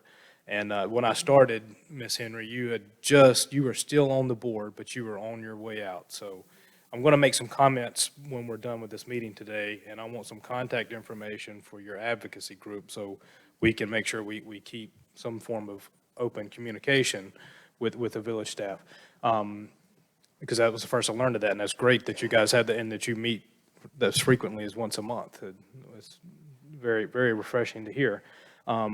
So obviously there's some, I picked up on some fear in the community, some thoughts of very clearly expressed that maybe more active involvement and more opportunity for more involvement during some of these processes. And I think we can all agree with that. So some of those I'm not going to really be able to speak to. I think other than the village and the community working to make sure we keep those active lines of communication open to drop those barriers as much as we can. The nuts and bolts, again, it probably, I can say these words, but I don't know how much it may resonate, but no, these changes would not be an annexation. This would not be a, okay, thank you. It would not be a extension of the Village of Pinehurst corporate limits, meaning you would not pay Pinehurst taxes, which, again, those who are in the corporate limits do have the police protection, solid waste provided, the trash services. You do have fire protection by the village now currently, and that will stay. It's part of the interlocal agreement. One other comment, there's we hear all the time and we understand the confusion with the post office addresses. You get an address based on basically which post office your mail goes through. It doesn't necessarily fall in line with which jurisdiction that you may have planning and zoning control. So I know that can be confusing, especially for deliveries. But there is an interlocal agreement between, it's called the Tri-Cities Group, between Pinehurst, Southern Pines, and Aberdeen, where when development proposals are within a half mile of the other's jurisdiction, we do send out a notice to the local planning staff who has an opportunity to discuss with their administration and give an opportunity to provide feedback. So there is some collaboration as much as you can kind of have when development proposals come up. So again, this would not be an annexation petition. It would stay in the ETJ or the extraterritorial zoning jurisdiction, and where we provide building inspection services too. So the zoning restrictions, and Ms. Russ was correct, it's been R5, high-density residential zoning designation since we had zoning control in the area. Pinehurst is very young as a municipality. It was incorporated in 1980. I think the first zoning was about 1981. So those restrictions are like your setbacks, your impervious coverage, things like that. And there's been implications. I've had some meetings with some of the property owners over some proposals before. Specifically in the Pinehurst South area, and I apologize for the name. I got some looks from the board earlier when we go through the potential names for the single-family lots, the cottage, manor, villa. I don't think there was much put into or thought process behind the name Pinehurst South area. It's just that it's toward the southern end of the jurisdiction. So I don't think there was any true harm meant there, but I can understand the concern raised there. So here's the proposed zoning map amendments. What these would do would be, again, we have zoning control now, so there's another question about who would have the authority for the zoning. Right now it's Pinehurst. In order for the ETJ boundary to move, that would have to be a joint agreement between the Moore County Board of Commissioners and the Pinehurst Village Council on how those adjustments would be done. Again, I recognize some faces in the room. You may remember the proposed ETJ expansion in 2018, where there was proposal that Pinehurst zoning jurisdiction would encroach further or extend about a 2-mile swatch all the way around, which did not happen. So we currently do, the Village of Pinehurst has zoning control over the areas that you see here. What these amendments would do would be to remove the current R5 zoning jurisdiction and place it under the Pinehurst South Form-Based District, Block E. Again, I think this warrants a lot of discussion on whether or not, and based on the comment that we've heard today, knowing what that built environment is there, a lot of comments on what standards or character is. It is very subjective. They can vary from person to person. Different communities have different identities. Does it warrant this boundary being moved further to the north? And that way, there would be no changes to what the existing regulatory framework would be for that area. We might need to look a little bit closer here on the western portion. They're just north of Gain Street, and see what the existing conditions are a little bit better there, if there's something to consider that, in that respect. Jeremy, did you have notes on another item for me to try to? No, what I was trying to make sure that we accomplished there was really the point that the corporate limits of Pinehurst are not being changed throughout this process, nor are the ETJ limits and boundaries being changed as well. And I think some of that concern was who had the zoning control. And I wanted to make sure that we discussed the annexation portion. And just as I Googled it here, just want to make sure to point out the Pinehurst zoning map is available online if someone wants to see the exact boundaries of what we call the ETJ as well as the corporate limits. Is that right? Sure, and I think there was also, I'm kind of going through my page of notes I made about the roads. I think I heard at least 2, maybe 3 comments regarding the roads.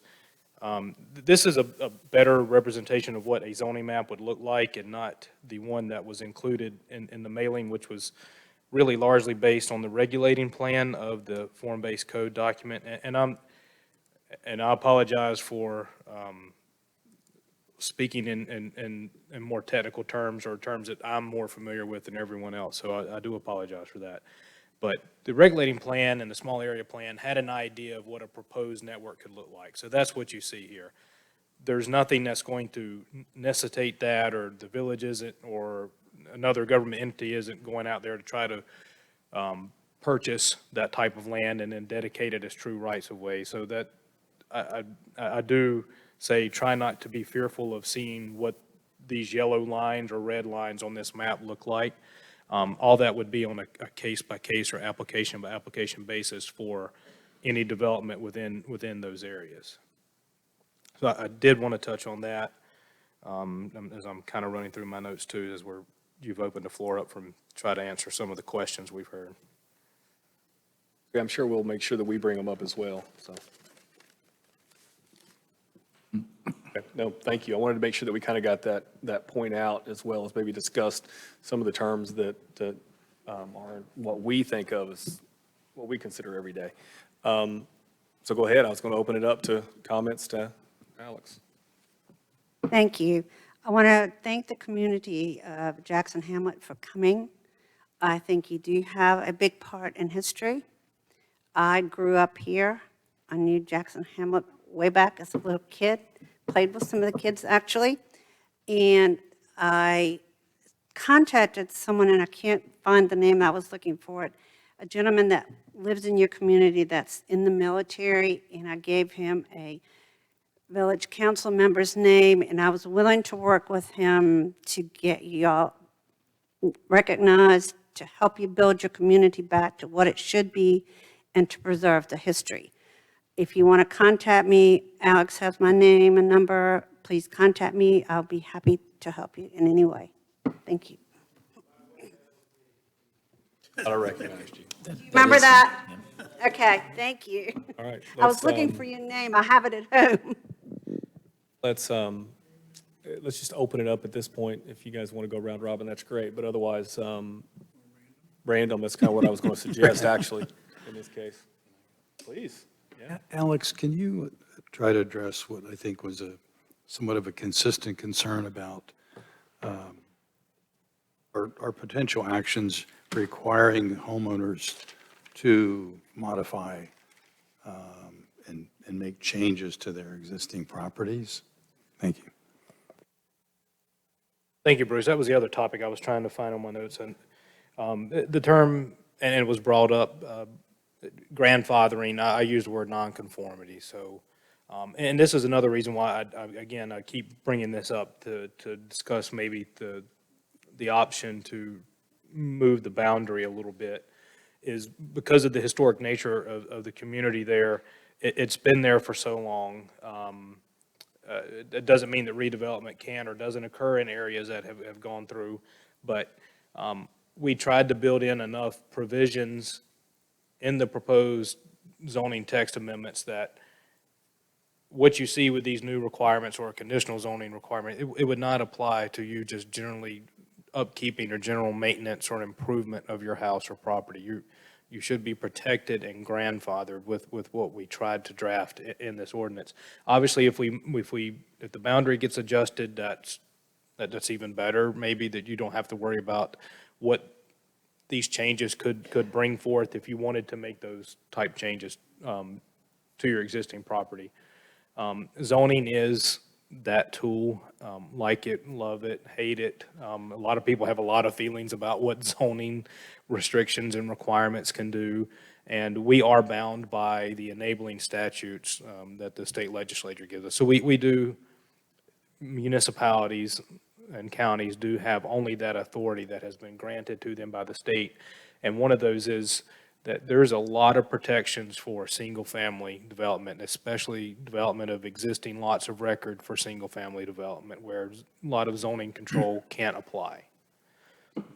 Now, that doesn't mean that things like setbacks, height, impervious, and things like that aren't part of that, but design elements, the color that you can decide to have of your home, the type of roof material you want to use, if you want to go metal or keep, asphalt shingles, those type things we can't control to existing single-family homes or those that are subject to the 1 or 2 family building code. Yeah, Alex, just so I'm clear, jumping on what Bruce has already said, but, the roads that are templated there are basically templated roads. There's not a plan to go in there and seek any type of eminent domain to purchase someone's private land.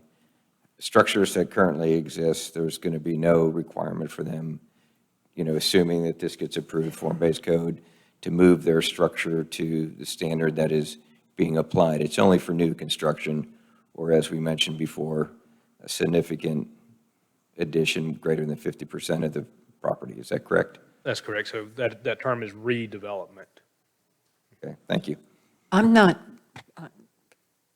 fully aware that participants here tonight know what the current zoning is and what it's being changed to. What difference that would make, because it's sometimes a hard concept to understand.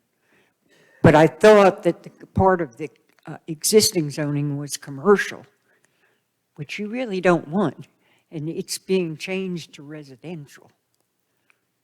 Am I correct? In sections, yes. And again, there are certain requirements for notice of certain meetings, and we followed those, but, when you do these type of, or have these type of meetings for these considerations, there is a direct mailing that has to be done, and we did do a direct mailing on one of our additional outreaches. I believe it was probably close to a year ago in this room. We had an afternoon and an evening session.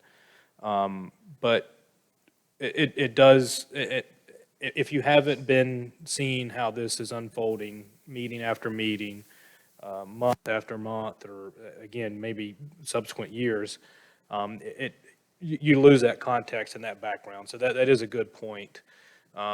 So a lot of the area north of Blake Boulevard is zoned either for office or commercial use now. That is largely going to stay the same with this proposal. You come on the east side of Highway 5, south of Blake Boulevard, again, all commercial, all the way down till you get, again, to those properties that are, that front on the south side of Arnett there, and then all the surrounding area of the Jackson Hamlet community is zoned R5. This area right here, which is the residential subdivision under construction, is zoned R5.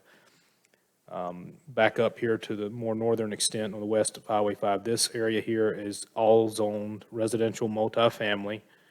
There's strips of NC or neighborhood commercial use there along the fronting Highway 5. And then again, a little bit of R5, the residential zoning designation there. That's the current zone. And with a lot of the discussions, we did decide to keep a quote-unquote buffer of single-family.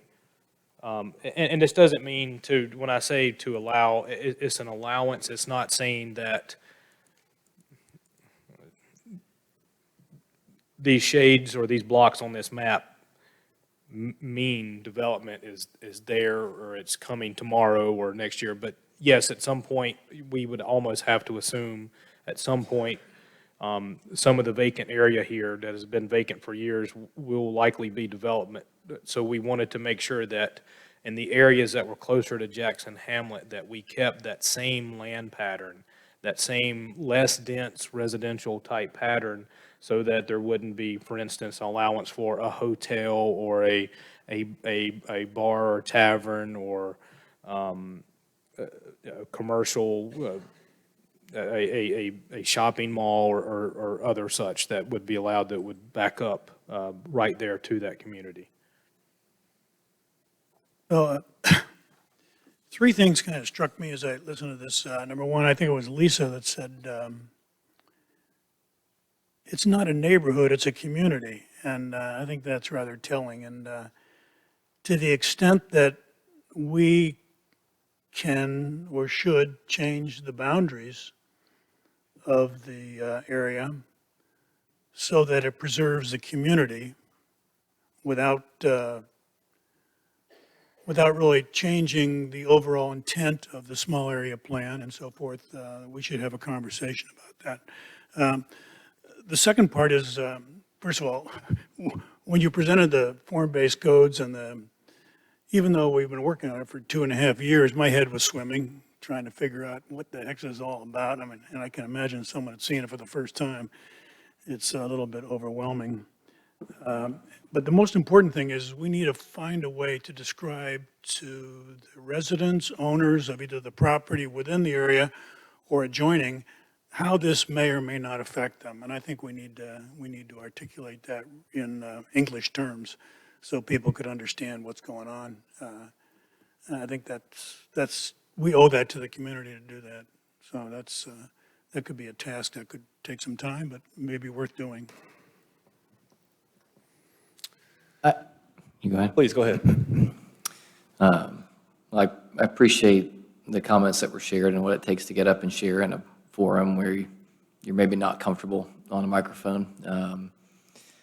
It's surprising to me to see so many people here. Honestly, I walked in and didn't know of the feeling from the Jackson Hamlet community. So I, as a board member, appreciate that. And Alex, as I was listening, I was making some notes of what should we do, what do we do with our recommendation, and I guess as Jack said, one of the thoughts to me is communication, public information, is how do we communicate clearly even the things we've tried to explain since the comments closed, not just to the folks that are here, but the people that are represented here, family members and others. And I think that would dissuade some fears that people have about the intention, and a lot of those are rightly founded on history and the way things have gone. So we acknowledge that, and as I heard comments and see you speaking to us so passionately, I get a sense of none of us have an intention on this board to do any harm to anyone, but particularly your community, and I want what we communicate to them as a community and from a board to be clear. And if there's revisions that need to be made, we may not be able to make a decision on Village Place today, or we may need to continue the public comment period to be able to do that. But I almost feel like maybe doing something here, or even doing it in the community. I don't know where the action committee meets, but maybe even trying to do something a little unorthodox and a little different than what the minimum requirements are, since we're hearing such a response. Because I do think, and I'm not going to go through my list, but there were a lot of things that were shared that are not the result, going to happen from this plan. And I think it would benefit to figure out the best way to communicate that. And as an engineer, I know that I can't always get people, well, also as a husband, I cannot get people to understand what I'm saying sometimes when I speak the words. So I think it's worth maybe figuring that out with the committee, how to do that. And I'm open to what the rest of the board thinks on how we can do that. And as far as Village Place, I mean, I heard some comments, but, possibly maybe we look at recommending that plan for approval, and some other option for Pinehurst South. We've worked so long on this, I don't want to say no. I don't want to do something quick with revisions. I think it's worth, I know the village is under a deadline, but I mean, you got a community here and we're hearing some of this for the first time, so we've got to take some time to try to make sure, I think they're on board. I think there's a misunderstanding about what the plan actually does. It doesn't enhance any rights that the village already has. It doesn't take away any property rights of other people. Right now, the zoning authority extends, that jurisdiction is included in this area. All this plan does, or all this, I'm hesitant to call it a map because it creates fewer rights than an actual map does. It basically authorizes or gives a guide or a plan for how this area could look in the future. It doesn't take anything away from anyone now. The roads, again, it's a proposed network if any existing outlets were completed, whatever it might be. Granted, because we're within the existing framework that we already have, I think on the perimeter boundaries of this zone, the goal was to keep it harmonious with not only the existing zoning in Pinehurst, but the existing zoning in the ETJ. I think that was accomplished by trying to preserve some of the residential uses on the outside. But as far as the impact on the community, I agree with Jack. I like the idea of receiving input to see, where the boundaries of the small area should be or could be in response to the community comments.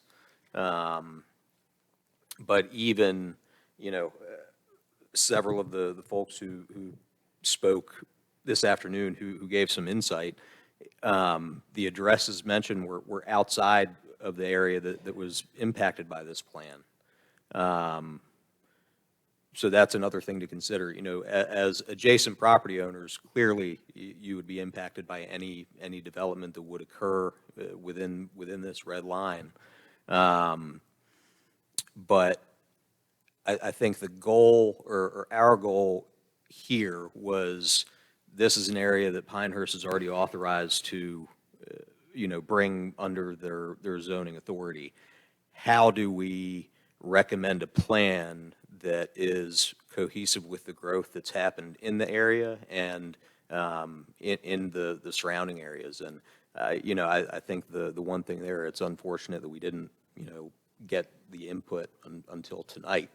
But I think it would be helpful to listen some more, at least to establish the boundary of this small area, if we think it would be helpful. But again, I think the clear thing is that we're not creating any rights. We're basically clarifying and restricting the kind of growth or the kind of development that could happen in this area in the future. Yeah. May I take the liberty of another question? How many of you feel better now after listening to this than when you first came here this evening? Okay, well, and remember that that's really one of our goals here, is to make sure that we do ensure community input. And I think you've heard from enough people here in the board that want that to continue, and make sure that you and your community are as well served as anyone else who is impacted by that. So we genuinely appreciate your time. Thank you. Alex, I would be hesitant to, at this point, to try to just move the boundary, because, you know, you take like Mr. Davis and the Olive Branch properties, you take some of these larger properties. If we decide to just not include areas, say, in the ETJ, then what happens is those areas become open for the kind of development that could happen without and compromise really the integrity of the community. Great point. So, you know, in a way, if we've got the zoning authority from the state, then I think maybe it's worth figuring out, okay, what do we may be pretty close here, or there's probably some things that need to be tweaked, but what input can we get to use the boundary in a way that's beneficial to the community? And again, we may be close to that. It may just be communication, or there may be some revisions that need to happen, but I wouldn't say let's move it for the sake of what could happen if we do that. Yeah, so I would recommend, if there is a real desire by the majority of this board to look at some amending this overall boundary, you're going to continue this meeting, because that means we have to gather more data to figure that out. Sure. Right? And I will need, you know, working as an employee of the village, let me make sure I make that point clear. You know, that doesn't mean I'm not some sort of extension of everyone. You guys are an extension of the community. You reside in the community. You have voices and represent your portions of the planning jurisdiction of the Pinehurst too. If we're talking about changing those maps, and I'm going to need some direction, like which areas, or not. Where's the ETJ? Where's not the ETJ? You know, we would really have to do some more analysis. So I pulled up 3 maps of Jackson Hamlet on my phone when it started, and none of the maps were the same. So, you know, where is Jackson Hamlet? I mean, where's the north boundary, the south, the east, and the west? You know, so are we starting to move, you know, boundaries? You know, this also provides people protections. You know, you can't put anything other than single-family homes, and I believe in the area that's green right now, that's all we have is single-family homes. So we can look at it, it takes things away, but we can also say it provides protections to preserve the community. I mean, it's certainly a historic area, and I think, you know, what's proposed around it can certainly work in harmony with it. When I was looking at the map, it sounded like I guess the area of greater concern was if you follow Gaines Street across and then south, so where Arnett is included. I don't know, I was just, it seemed like that's where more existing homes are if you look at the current GIS map. Other than that, it is vacant, mostly, you know, larger vacant parcels above. So, again, the impact to that specific section, because you're enhancing, I guess, the development standards in a way, but you're not changing the underlying use in that specific area. And I think removing the boundary or shifting the boundary up just reduces the, I guess, not necessarily oversight, but the standard of, you know, construction or development that would occur within those bounds. But if that's the case, we have to really find a good way to explain exactly how this does or doesn't affect current property owners and residents. That's it, yeah. Yeah. You got to strike a balance somewhere. Right. Well, I do think it's arguable that the impacts would definitely be greater in this case than what the adjacent property owners are. I think there's certainly some consideration. I kind of want to make a point here, kind of overlying a little bit, that this process, although very detailed, it is really meant for us to forecast the future. And for us to, whether that's 5 years, 10, 50, we're not asking for this development. I don't think anybody in Pinehurst is. What we're doing is laying a roadmap and a guide frame and a frame of framework to guide any sort of development pressures that may come into that area. A lot of this is very, and they're there, and a lot of this is very necessary for a municipality to do, and these are steps that we must go through. My concern tonight is that, given our conversation where we've gone, we've taken the board's attention away from some of the details that are being proposed tonight. I think that's a concern of mine, is that we're not talking about the proposed text amendments, we're talking about this overall. And I think, so what's in my head is I'm thinking, is this really truly an opportunity? And is this process that we're going through an opportunity to alleviate, or not, maybe not alleviate, to address and include a lot of the concerns tonight to a historical community of ours that I don't think any of us really want to impact negatively. And I argue all the time, and Alex hears from this, Alex has heard this from me 15 times this month, that we are a board of citizens. We're not elected.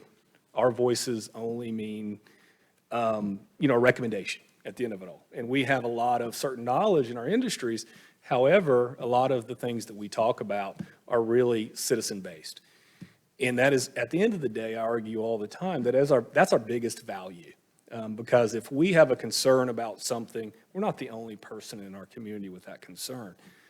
And I think tonight, if we want to see this as an opportunity to address a lot of the concerns that are there, I'm curious if this is a tool that we could do, and I'll defer to some of those with more knowledge, could we use this process as a tool to address? I don't think we have necessarily received those concerns, certainly not timely until tonight. I want to make sure that we address them, so that is a concern, but I also want to point out that we have moratorium pressures in this area. And there's pressure upon our municipality to end this moratorium very quickly. And, although I know we have some property owners in here that would love to see that, this very easily could be one of the negative effects of forcing us as a board to go through this very hastily and very quickly, forcing our village of Pinehurst to go through this process very hastily and very quickly. If we're forced to do this now, and that's our only opportunity, then I think tonight there's no better example of something that could be affected negatively. So those are my concerns. I guess what is the concern? Is the concern the areas defining Jackson Hamlet as the green area of Harnett, 13 structures? I don't know if they're all lived in, and I don't believe that we've heard from any residents in that area. Or is it Jackson Hamlet defined as what? All the surrounding areas. So there would not be any form-based codes implied to anything of the residents that had spoken this evening, but we haven't heard of the 13 structures, homes that are on Arnett, that is identified, shaded in green. So, again, I go back to all the work that's been done, the moratorium, the pressure. That's not our pressure. That's maybe the council's pressure. But when you look at it, we're talking a very small area that now has protection. It can never be anything other than single-family homes in that area. So we're providing protections. I think our emotions are starting to influence maybe decisions. I certainly have thought, and you've heard my comments about, the areas back there, that there's already residents there with certain homes, certain types of homes, how can we impose things upon them? We just need to kind of go back. These are things that we all should have thought of many, many times over as we went through this process. I think we Shame can- on us if we haven't brought them up earlier. Will, I'm now get I think that's outside of our purview, but we could have Alex. But I think you're correct, and I think as detailed as we have been on this plan, and that we've been willing as a board with all the hours that we've put in to dig into every single detail, we want it to be correct. And as we feel that we had those conversations about blocks E and F, and at the time, we did bring up, Jackson Hamlet concerns, I think we have to ask, did we receive input from stakeholders? And secondly, do we need to go deeper? So, some what you said was kind of towards Matt's concerns as well, so.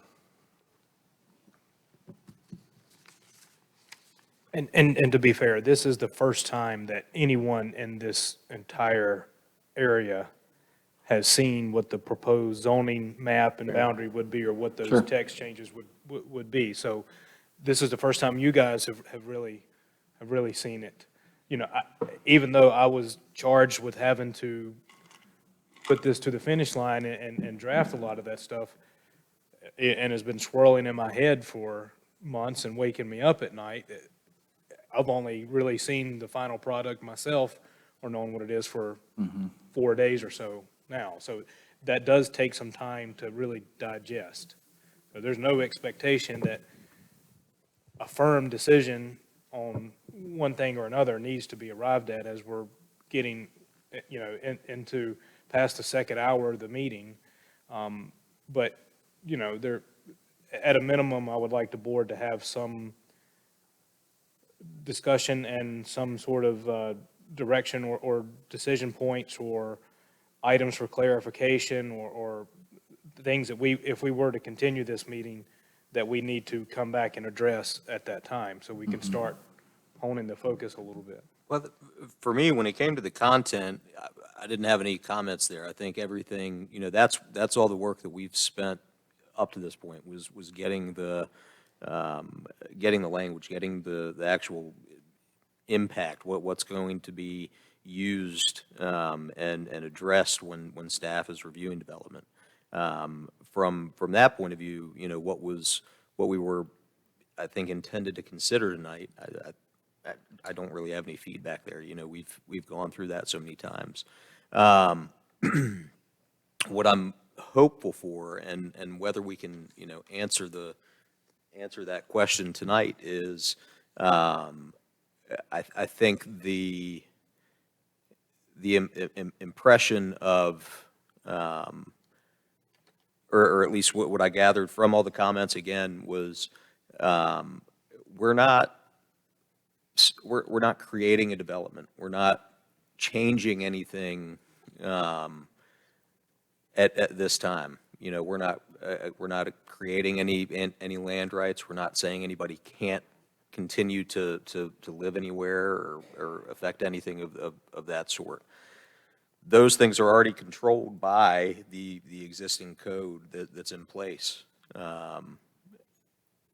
So, whether we'll be able to answer that question, I don't know, but I'm hopeful that a lot of the concerns that were addressed early on were, answered by some of the conversation. I will point out that, and Alex, please correct me, that you mentioned that possibly our schedule is going to loosen up a little bit for this following month. Is that correct? I sure hope so. Hope so. We're all hoping so a little bit. All right, so as a board, let's think about this. Do we see any opportunity to make any sort of recommendation tonight on this? What does closing the public hearing imply? So if there are really that there's a high likelihood that there will be something other than some grammatical changes from what's been presented, like changing the zoning boundary, changing effectively what the text would do to development or how that would go through, you need to keep the hearing open because you need to have an opportunity for you know, the public to be well aware, well advertised, because if we close it, now we don't, there's no other notice requirements if we continue it, as long as, you know, we've already notified everyone and they've had an opportunity to come and they've took that opportunity to be here. And if we say we're going to continue this discussion until, you know, Wednesday, this date at this time, then everyone knows, well, okay, we're going to continue those discussions. And so please come back and be witness to that. Aside from that, it's just our normal set schedule that we've already done where there's no other special notice requirement. So I would recommend keeping it open if you're really considering making some changes on your recommendation to village council. Well, haven't we made recommendations to council with revisions, suggested revisions? Mm-hmm. Okay. And can we make a motion on Village Place separate from Pinehurst South and while keeping the public meeting open? I think that would make things, yes, it would. And I appreciate that it seems like, okay, there's less concern over the Village Place and Right. has been the case throughout this whole process. That exercise has been, we've gotten that out of the way, then we have to contend with the other. It's just that the text amendments themselves, and again, this has to be a joint thing. Like the map and the text have to go together. One doesn't work without the other being implemented either. That just means, at that point, then I would say, I would recommend the board table Pinehurst South altogether, make a recommendation on Village Place, and we'll start moving that forward. And then we'll likely have to come back and revisit Pinehurst South altogether, have another public hearing on Pinehurst South. Now, the moratorium dates, we do have a month buffer between the Village Place moratorium and the Pinehurst South moratorium. However, they're May 5th and June 5th respectively. And here we are at April 6th. I mean, is there such a thing as a straw poll to see whether or not we want to close and continue? All right, so let's go ahead and take that straw poll as a round robin. We'll start with Paul on whether or not you want to continue tonight with some sort of recommendation, or if you want to continue the open meeting. I'm prepared to vote. Left open the details. What you said at the end of that, Alex, just so I understand, did you say that we could make a motion on Village Place and continue the public meeting for Pinehurst South, or we should not do that? I have a little concern about that. Okay. It could be done, but I have some concern about it. I mean, the motion would have to be, I mean, you'd be say, removing all references to the Village Place form-based code district map and text changes. You know, there's one table that has both, you know, the dimensional stuff together. So they're separate, but everything's been drafted to work together. Well, here's an idea, and this may be a crazy idea, so you can knock it down, is if we don't approve the regulating plan, but leave everything else as proposed, I mean, the regulating plan can be modified, but the description of what the blocks are, the zoning setbacks, I mean, all those things could also be changed, but the regulating plan, if we're talking about boundaries, you know, everything is set for the plan to be dropped in, basically, when it's, you know, we've communicated and everybody's on the same page, and then you don't have to change the wording. I mean, we may want to change wording, so that may be a mute idea, but.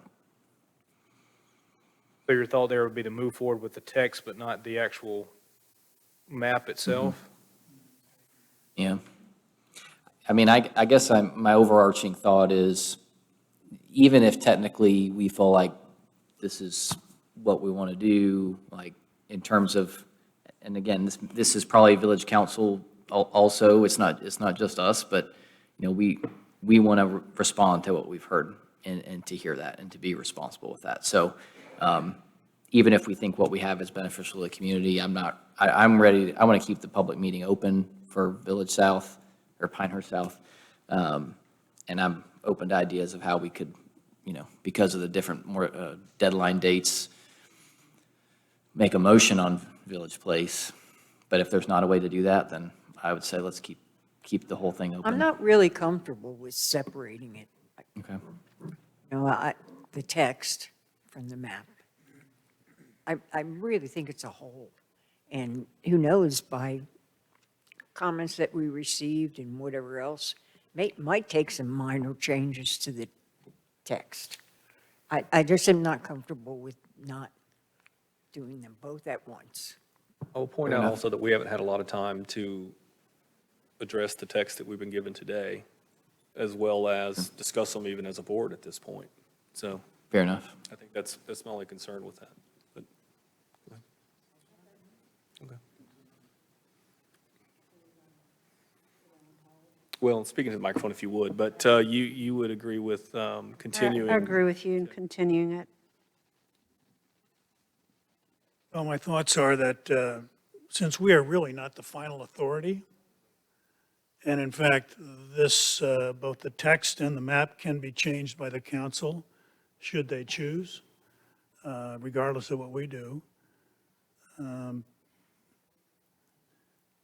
almost saying we ought to just approve it and give it to council and let them worry about it. But I think that, I hate to I say think that we I hate to have say to it. We tend to agree make our with Jack. best effort in bringing Right. it to the council. Okay. And that's not our best effort if we don't. That was my point earlier. Is this an opportunity to address some of the concerns?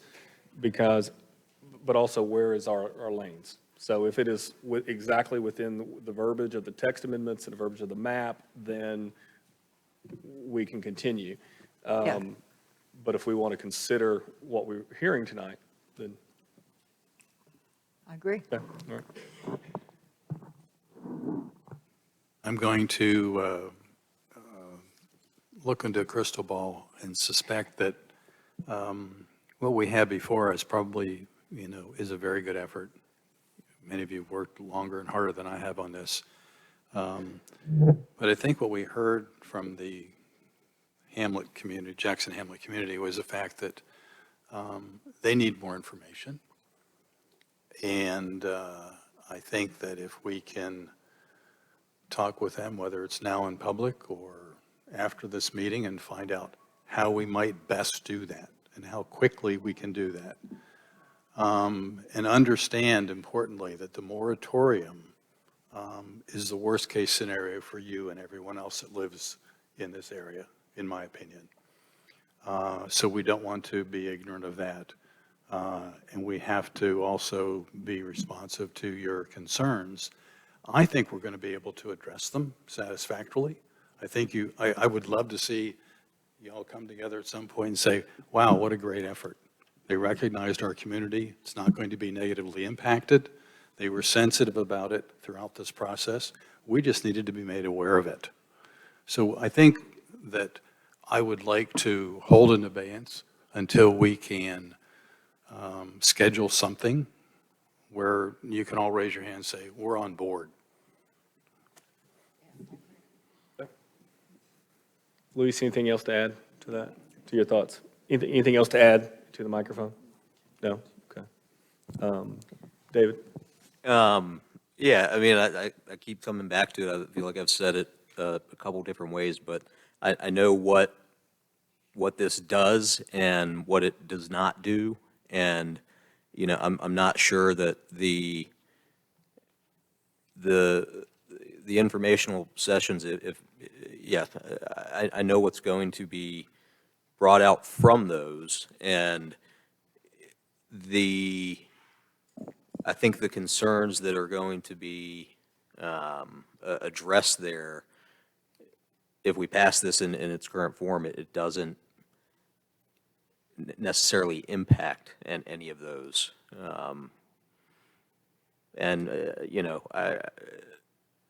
You can disagree or not, but it's, the impact of this proposed district, I don't think the concerns are misplaced by putting them, by relating them to the approval of this district alone, I guess is what I'm trying to say. I think they're independent of one another, but because of that, I'm prepared to make a motion and Plans vote tonight. and zoning. Fair point. need to be inclusive and transparent. That's the bottom line of what it is. And if it takes time to meet with special groups or whatever, just to get all that comment, then that's what we have to do. I mean, it's not from the top down, it's from the ground up. I agree with that. I just think it's going to reach the same result. But if the process, if that's part of it, then yeah, I agree with you. Well, because if, on the thought of just pass it to council, we think it's good, like, our responsibility is still to give council something that we feel like is our general approval. Now, we don't have to be unanimous on that, certainly, but, like, if I'm trying to decide whether or not I think this is going to be where we're going to end up in the end, like, I still think there's some steps we need to take to get there. And so I'm not, like, to me, it's not just enough to pass it to council. I think we have to, there's a reason we have a public comment. I'll buy that. Public I hearing. think Bruce has a great idea of trying to figure out how to explain this, so what the impact really is. And I would think I was saying that before. Can I make some recommendations? then? Please go ahead. Yeah. Let's continue the hearing. You guys get your calendars out if you think you want to do it between now and the regular set date in May. And then we need, my staff and I need some items that we know that we can go do some research on. The map things, that, I've been thinking about that now for probably about 30 hours or so consecutively, thinking about where and how.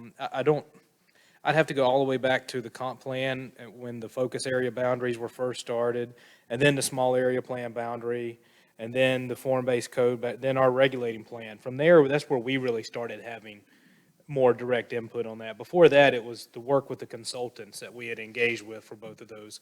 So there's a lot of back history there. And I don't want to waste too much time getting quagmired and stuff, getting too far back. But I already know now, we can go back and we can do some on the ground and some map and type analysis on that, on that greater, that we have zoning jurisdiction over in the Jackson Hamlet area. So we can have an evaluation for that, and we can maybe have some layers, and I need to thank our GIS analyst, Justin, and all the IT staff, Lori included back there, who, most of other village staff were able to leave and go home today at 3 o'clock. And then, so we have these folks and who have been here recording these meetings for 6 or 7 meetings over the past 6 weeks. But Justin's great, and he can help me have a visual to see, we can turn a bunch of layers on and kind of start working through that. The other thing I'm thinking more about is non-conforming and grandfathering protections for existing lots of records for single-family development. So I want to make sure that I've done what I could with this text to make sure there's protections there. I know those are at least 2 charges that I can take back from this meeting that won't take a significant amount of time. What we're going to have to, I don't think there's a right or a wrong answer of how to communicate. I just think communicate. Yeah. What form or what shape that is, or how formal or informal that is. Again, I don't think there's a perfect answer for that. It's just that it takes place, or that whether it be, in person and two different type of sessions here or there. I agree with David. I think what we're going to hear there's been a lot of angst from the Jackson Hamlet community for years. It goes back a long time, outside of the work that we've been doing, the time that we've been here. So that's I'd imagine would have to take a long time to get past. But you got to start. You got to start somewhere, and to know that there's a group out there that can be a collective voice. We're here, village staff's here every day, 5 days a week. So as long as we have the contact information, the avenue's there. I like to educate. That's kind of always been a passion of mine. So I've been thinking ever since we started hearing these comments of how the best way to get that out. Knowing that it's going to be difficult because, again, there's there's a lot of backstory there, there's a lot of other implications, there's things like that. So that, I don't know how much time that may take in order for you guys to try to schedule and get a fruitful recommendation out to Village Council. It may not be that we need to be so constrained. It may be as simple as asking them what's the best forum for them. Do you have a routine meeting on a weekly basis that we could send representatives to and answer your questions? Doesn't have to be a public hearing. Oh, no, it couldn't be that way. I think because we can't, because of open meetings laws, we can't, it can't be with the advisory boards or at least a quorum of, or village council. Obviously, this is what I'm paid to do, so I should be able to better explain that than most. No offense. You guys you're catching up quickly. Jack's got more years' experience than I have here on the board now. I think some of the concerns, losing property, having the new building standards, I think if you alleviate those, if that's what, the community is vocalizing, then if you alleviate those, I think, other concerns may come up. But, certainly no one's taken away history from anyone. I mean, no one is going in there and taking property away. No one is imposing, new building standards. So I understand, if I lived there, obviously it would be a greater concern to me. But, I don't think we're going to make any progress in delaying this. Is probably, we're going to be at the same end roads. And there's 13 homes there. I think one's abandoned. There's 12 homes that follow in that area, and there's single-family homes, and it's going to meet the future zoning. To continue the public hearing, we need a date and a time to do that. Marching orders. If you want to consider doing it before the standing May meeting, sync your calendars real quick if you can. If you want to just have that, that's always a fallback. That's a whole month away. We will lose David, but we keep trying to bring him back every time his appointment runs up the end of April. So if we want to squeeze him in one more time, although he's obviously, I have every time the Waiting on phone something vibrates, I else. wonder if he's getting up and running out for the new arrivals. But Is there a negative impact to us having it at our next scheduled meeting? Maybe time, Time? but we've been meeting a lot lately. Well, You're it probably moves- tired of me. It moves back to potential council approval and Everything's moratoriums. sitting there. Everything's got to flow that way, Jack. And there's notice requirements for that. There'll be other mailings, there'll be other meetings on the matter where decisions can be made. And again, we don't have that crystal ball. I would, in all likelihood, I would think that it would take some time. Let me ask something really dumb. Would the neighborhood maybe feel better if we put some kind of, like, we have Old Town, we have historic Pinehurst, if we put some kind of label to their neighborhood like that? Would that For the help zoning us? designation, you mean? Just on the map, so they understand we are historically wanting to preserve their neighborhood. I mean, just like we have in the village, we have Old Town and we have historic Old Town. I mean, I don't live in historic Old Town, but. But those are maybe something- different. Maybe something like that would make everybody feel better. I want to suggest, I'm hearing the dominant feeling of the board is that we continue this hearing. I want to suggest that we kind of do so. I'm concerned about time frame for everybody. The only concern I have is I'm not available again until the week of the 24th. And I don't know where everybody else is. I would say let's shoot, this is just my thought thrown out there in concert with what was said. Let's shoot for the May meeting, give time to get some input from the Jackson Hamlet Community Action Group. I know the schedule and village council, but that's where I'm not concerned about pushing council on the schedule because I feel like this is more important. Yeah, and we may not end up, even if we don't end up with any changes to this, there's the whole thought process of we should consider if we should. So, I don't know. I hate to say this, Alex, but it's really a staff meeting with the constituents. It's not a board meeting, the gathering of information. I don't think I Although you ever could have one of suggested, us there, or two, if that's all, if you can. That's, I think the role of our board is one thing, and what we're able to do and the effect of our recommendations need to be considered. And I think, Louise, that comment is spot on. The concerns aren't, it's not that they're justified, it's that they're misplaced with us here. I think for them, for the questions and concerns to be properly addressed, having that understanding, it doesn't come from a meeting with volunteers who look at this once a month. It comes from Professionals, staff, professional planners. essentially. Sorry, Alex. Oh, it would be just fine with me if we didn't have to go through any of if this process stopped a couple of years ago.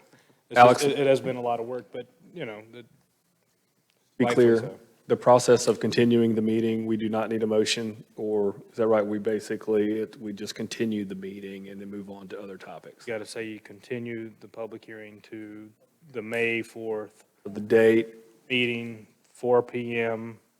a reason. All right, so I want to make sure that's exactly what we want to do as a board. I mean, I'm hearing that that's where we're leaning. I want to make sure what everybody just, again, a nod if that's where we are leaning. But You don't, be Okay, Bruce, make sure you speak into your microphone. We're getting Smith. I'll defer, go ahead. Okay, so what we have so far is a map analysis by staff, as well as reviewing the non-conforming protections of that area, for the area as well. Is there anything else that we want to? any other specifics that the board may have? I'll send them to you in an email. Me too. No? Okay, all right, I just want to make I sure. think what you were asking was, in the totality of all the text amendments and the maps and so forth, are there any other concerns? Is that what you were? Yeah, anything that warrants further Okay. review or analysis by Is that- staff. Well, I do have some minor comments on the table of uses, just on how the special requirements numbers line up with the uses, but I'll send you my notes on those as well. Address those. All right, so let's discuss a time, a date and time, please. Easy Can I button is our make a next motion? scheduled meeting. Oh, I'm sorry, can I make a motion? please. Well, don't make a motion, we're just going to continue the hearing, but Well, I was going to move to continue the hearing to our May meeting, May the 4th at 4 PM. Second. May 6th at 4 PM. okay. So we have a motion on the floor. Let's go and take a vote. We have a motion on the floor by Matt to continue the hearing to May 4th at 4 PM, and we have a second by Sonia. All in favor, say aye. Aye. Aye. Any opposed? All right, any discussion? Hearing none, we're just going to continue the meeting until May 4th at 4 PM, our next regular scheduled meeting. All right, so the next topic as a board is noting that our next meeting is May 4th at 4 PM. So with that, we'll take a motion to adjourn today's meeting. Make a motion to adjourn today's meeting. Motion by Sonia, second by David. All in favor, say aye. Aye. Any opposed? Hearing none, we are adjourned. All right.